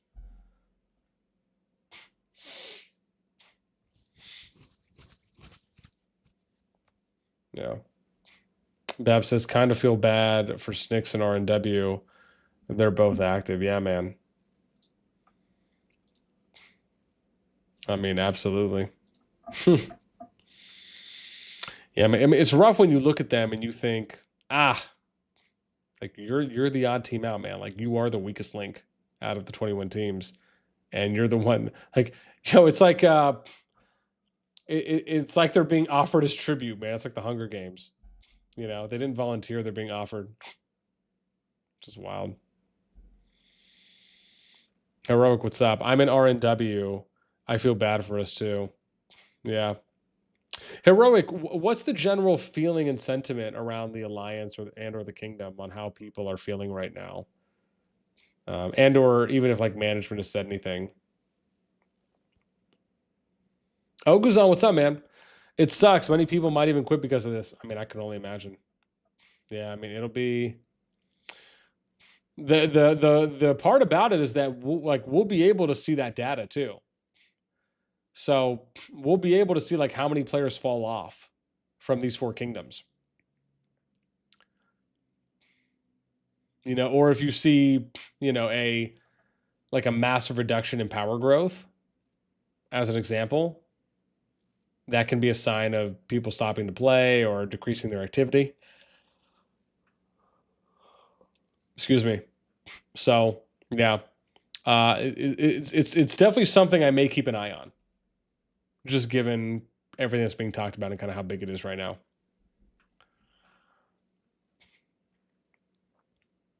King says, we're pretty bummed in RNW. We skipped before and only been in G2 for the previous season. Oh, wow. So you guys were only in G2 for 1 season. Man, listen, man, I'm sorry to hear that. I think Ika was telling us, I said this earlier if it's true, but Ika was telling us that he said BeaR had just made it in. Like they skipped G1 to make it in. Like they just made it into G2 this season, and now they're going to get forced skipped out. I mean, dude, talk about a powdered hand slap in the face.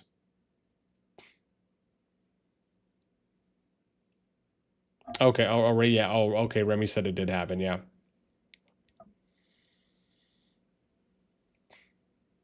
Oguzan said you're going to readjust your KvK predictions. What do you mean, Oguzan?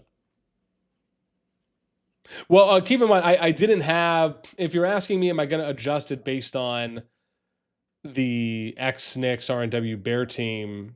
I already did my predictions based on that. I had them as the odd team out as well when I did my predictions a couple days ago.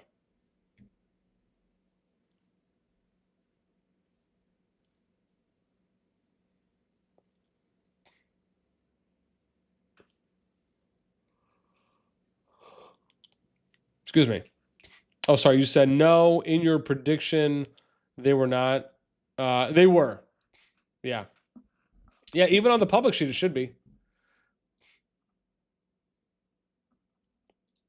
Yeah. I had them here. So you see all my. Oh yeah, I updated it earlier. That's probably why. Oh,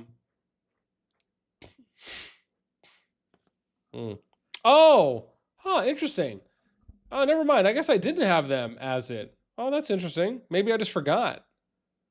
Oh, you're right. I didn't have them as the odd team out. I had ED. You're right. Wow. Wow. I totally forgot. Man, I apologize. I have not. I have been accidentally lying to people. So not on purpose by any means. But you're right. Yeah, I had ED, RSYNIR, and Kin as the odd team out. Wild. Yeah, I did. That's nuts. Which means that they basically went with the team that was the weakest, if that's right. Right? It just out of the 21 teams. Because I think they more or less said that. Wow, that's nuts. You were absolutely right. I did have that there.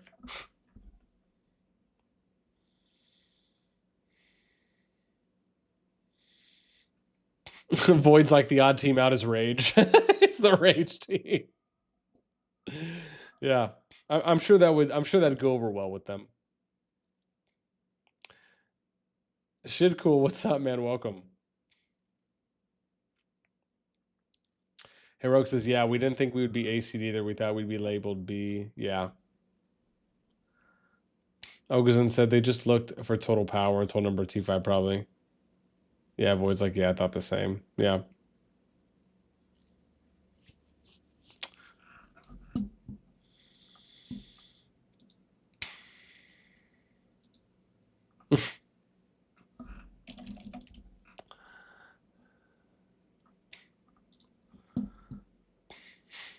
Yeah.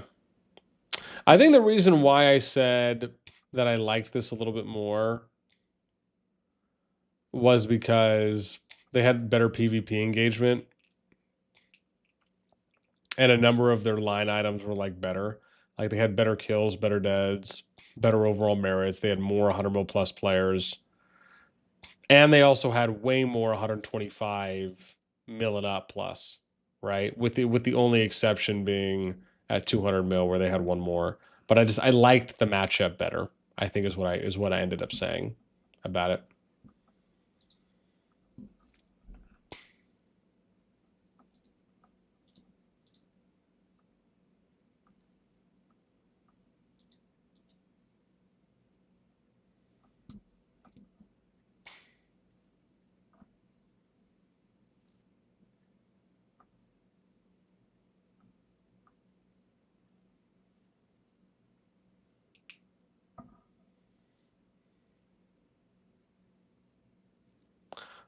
Yeah.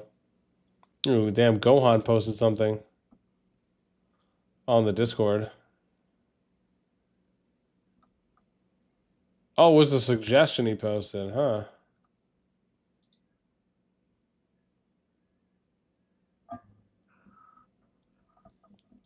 Yeah.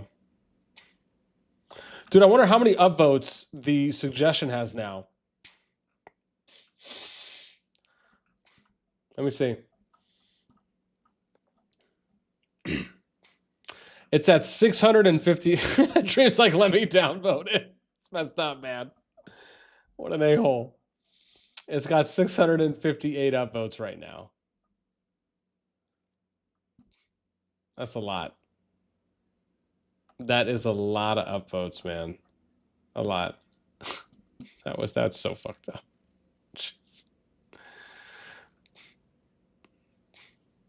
Bab says, I also thought NXW would be B Paragonish, yeah. Oguzon also gives an idea about how they do the matchmaking.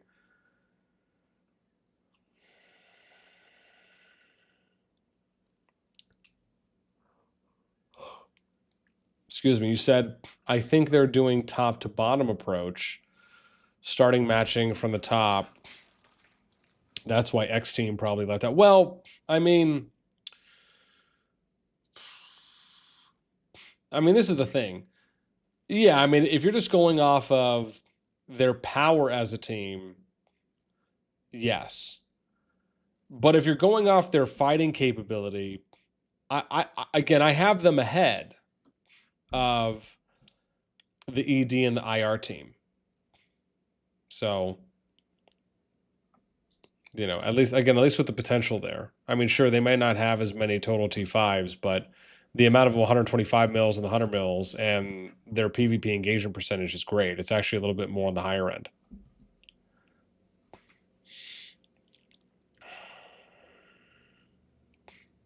Gilgamesh says, had SNIX been C classification, one of the B team could have filled in that team. Yeah.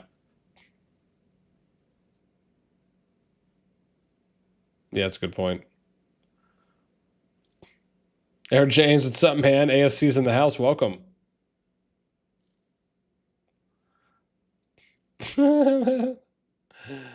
Yeah, King says we faced WAL last season, so I guess that's a plus. Got a small taste of what's in G2. Yeah, man, dude. Captain CoD over at WAL, man, like they do a good job, man. They had a tough season last season when they went up against Echo, but they definitely showed out, man. Like they showed they were there to stay, man, and they put up a good effort.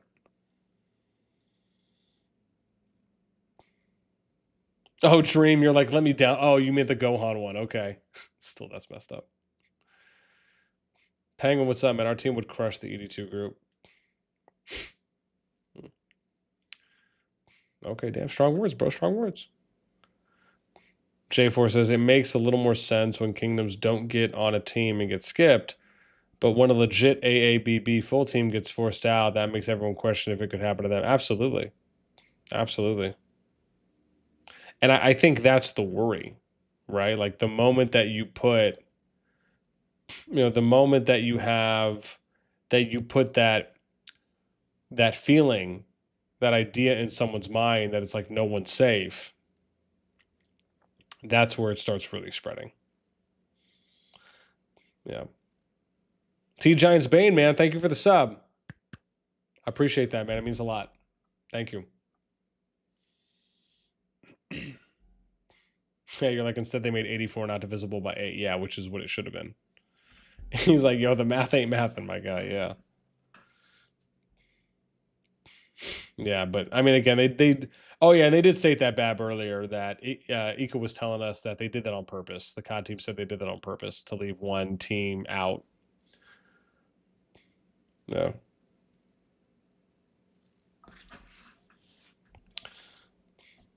Yeah. Which again, I mean, it's rough to hear. I think there's kind of no way around that.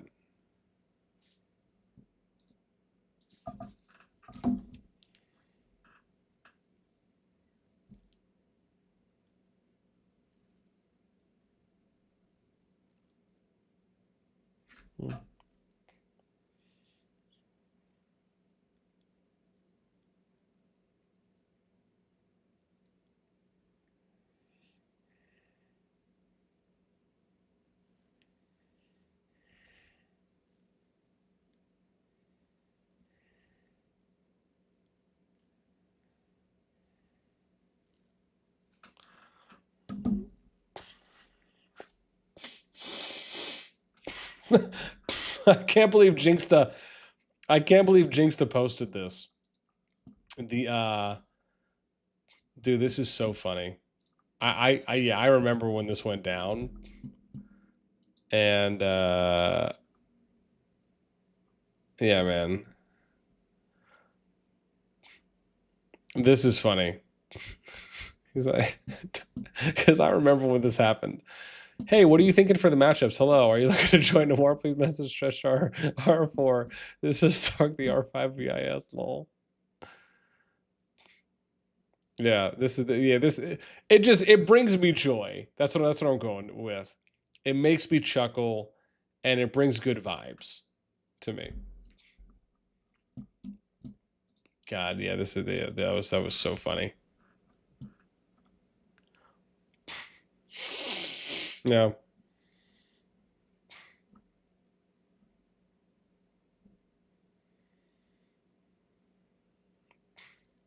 Oh, this is what Gohan said here, huh?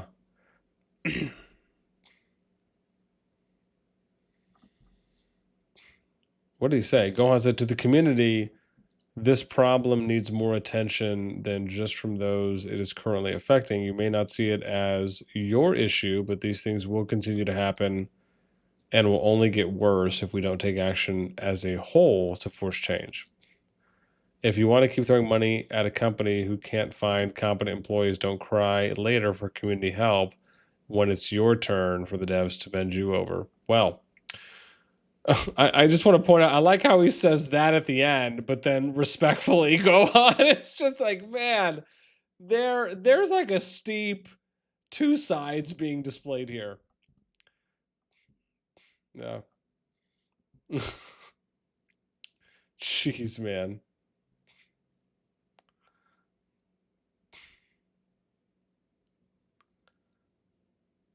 Yeah. Dreamy said, "Oh, he's calling out Chisgul." What? He is? Where? Did I miss something?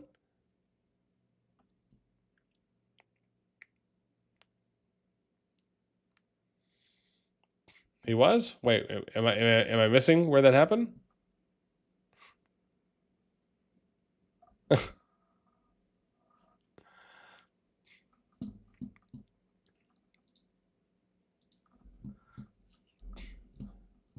Yeah. Oh, I was gonna say I didn't see him mention anything unless you're saying he was making a reference or something.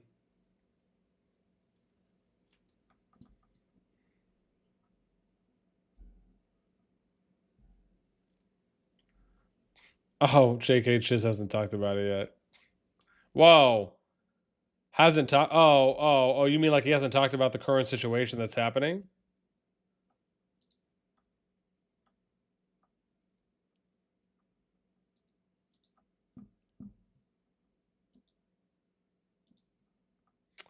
Well, I guess I'll have to look at that, huh?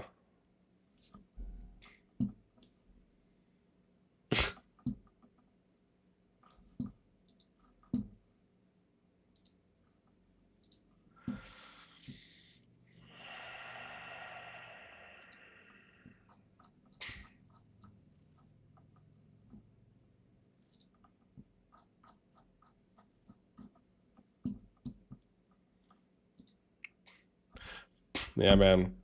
I'm telling you, we got. Oh, does it show us in game on where? Hang on, let me see. Oh, it doesn't because I'm not in. Let's do this.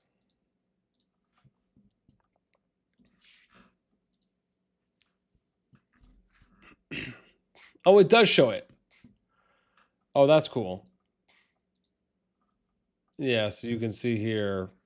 Yeah, it does show it, right? 22, right? Look at that, almost 22 and a half hours until we get the group announcements.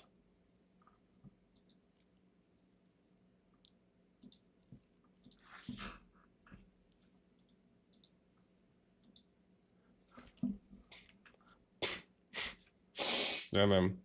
I want to walk the doggo too. Jeez.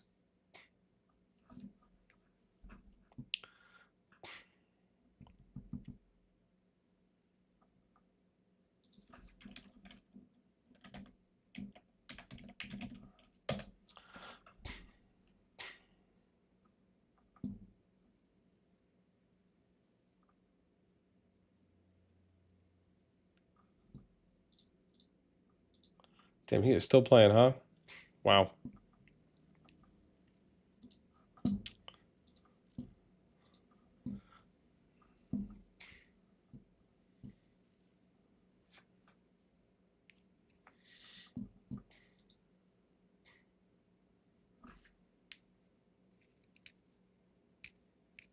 Hmm.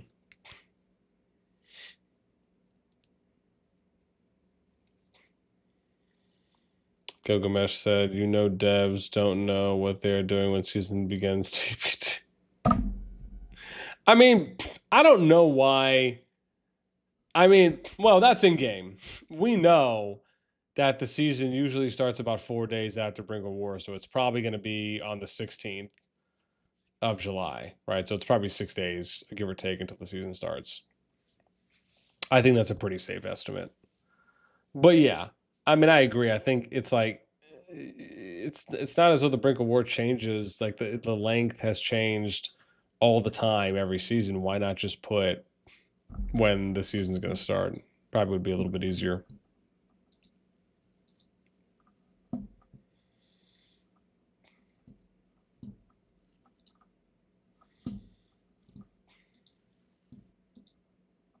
Yeah, we'll have to get that set up. That I'll have to set up later. Yeah.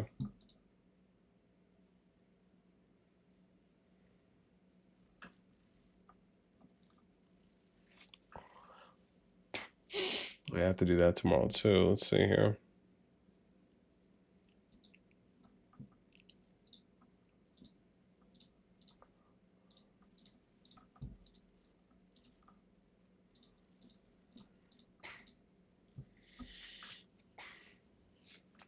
I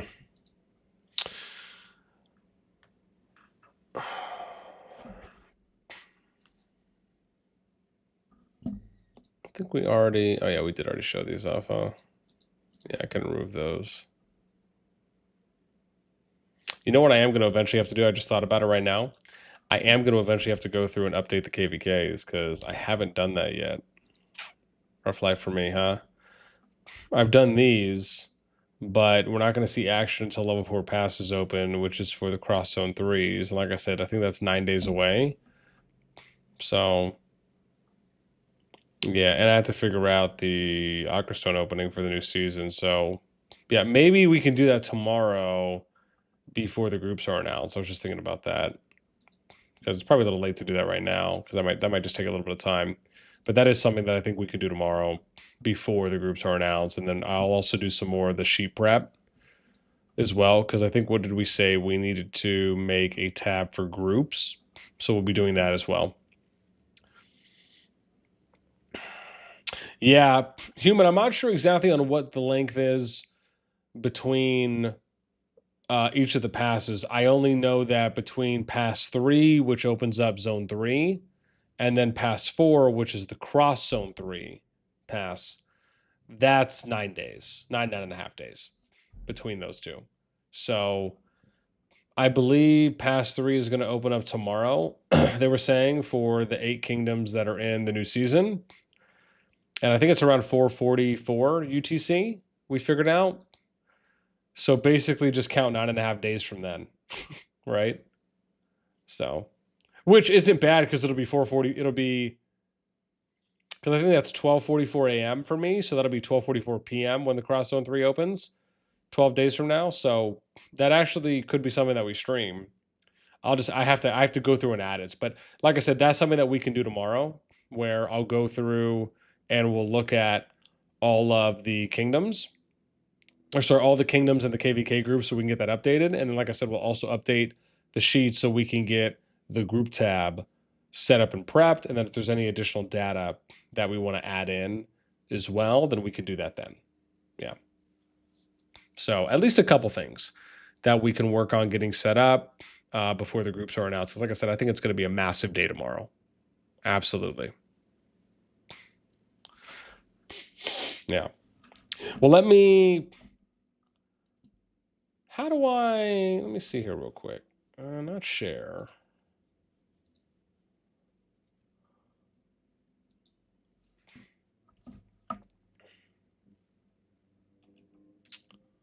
Settings, huh? No, I want to do shopping house.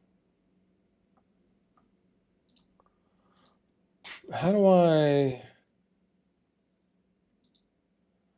Okay. I'm trying to figure out how I do this, huh?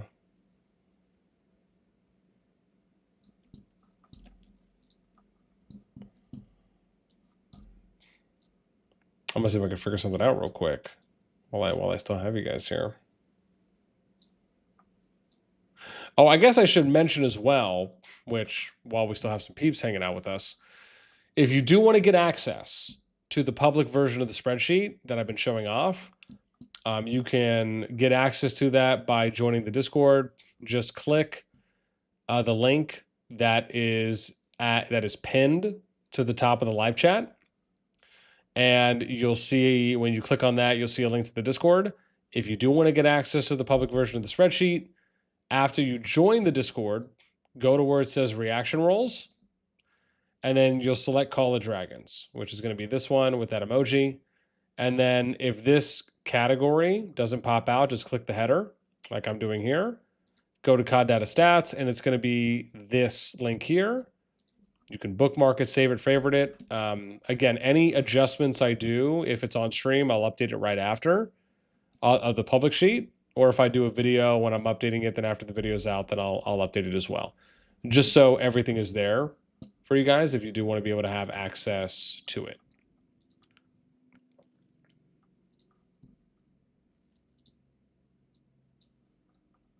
Yeah, because I just think that's really important for people who do want to get access to it, especially if you don't already.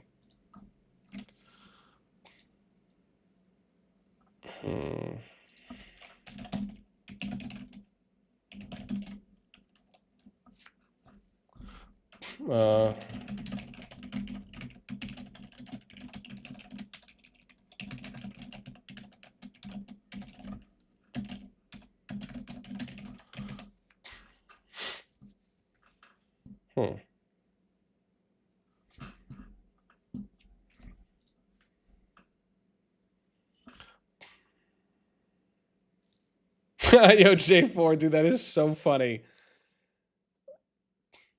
You're like 9 days sounds crazy. And J4 was like, so they keep NA guessing what days they need to request off from work for pass openings. That's pretty good, man. That is actually pretty darn good. That's funny. Just making them guess. That's messed up. Absolutely messed up. Yeah.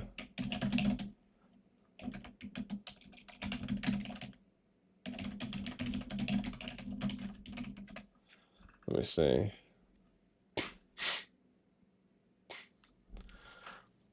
Oh. Live tab.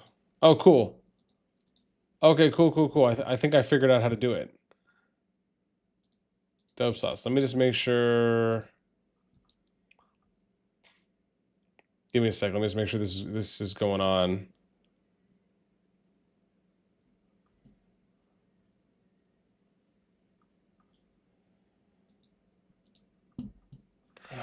Okay, cool. Let me just check here.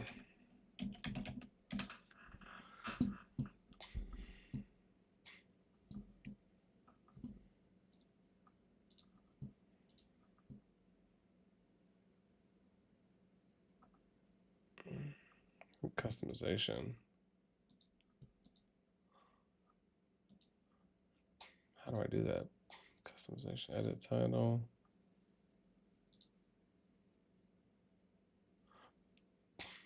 Oh, here we go.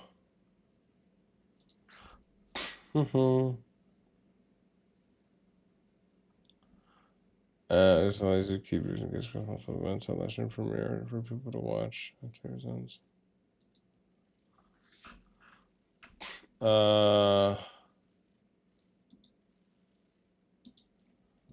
From other channels. Huh, how do I do that? Can I just do this?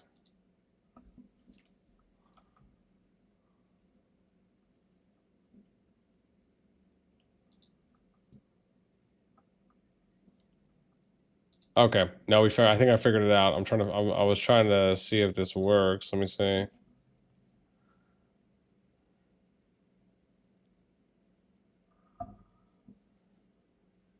Oh, okay, I see. Oh, rough. Okay.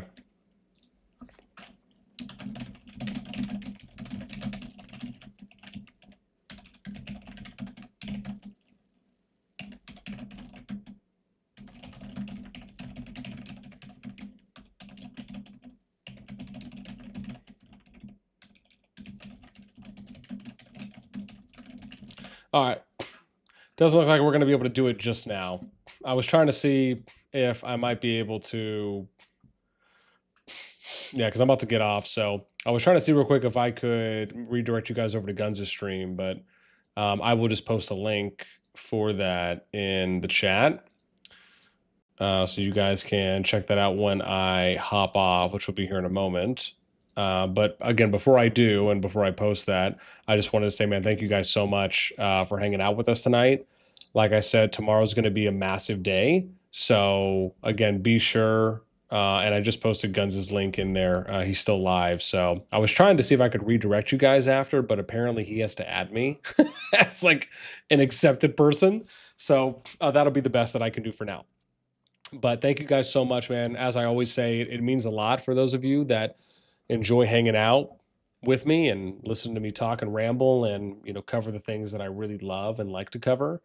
And I hope that if anything, I'm providing a different type of coverage and a different type of content, whether that is just in video form or if it's in live form as well, that all of you guys can enjoy.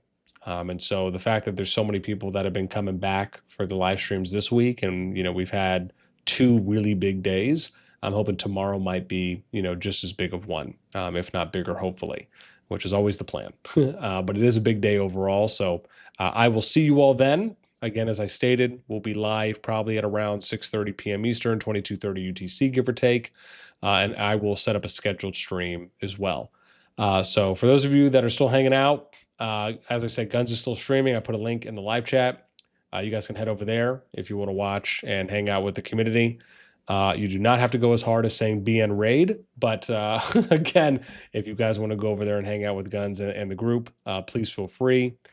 And then Jaisa was trying to figure out where on Discord where that chart link is in Discord. Sorry if I missed it. Yeah. Bane, just join. Oh, here, you know what I'll do? Let me copy a link. I'll make it easy. So after you join the Discord, give me a sec. I'll copy the link and I'll post it here for you guys if that makes it a little bit easier. So let me copy a link, and then I'll say channel for public KvK sheet. Okay, hopefully this helps.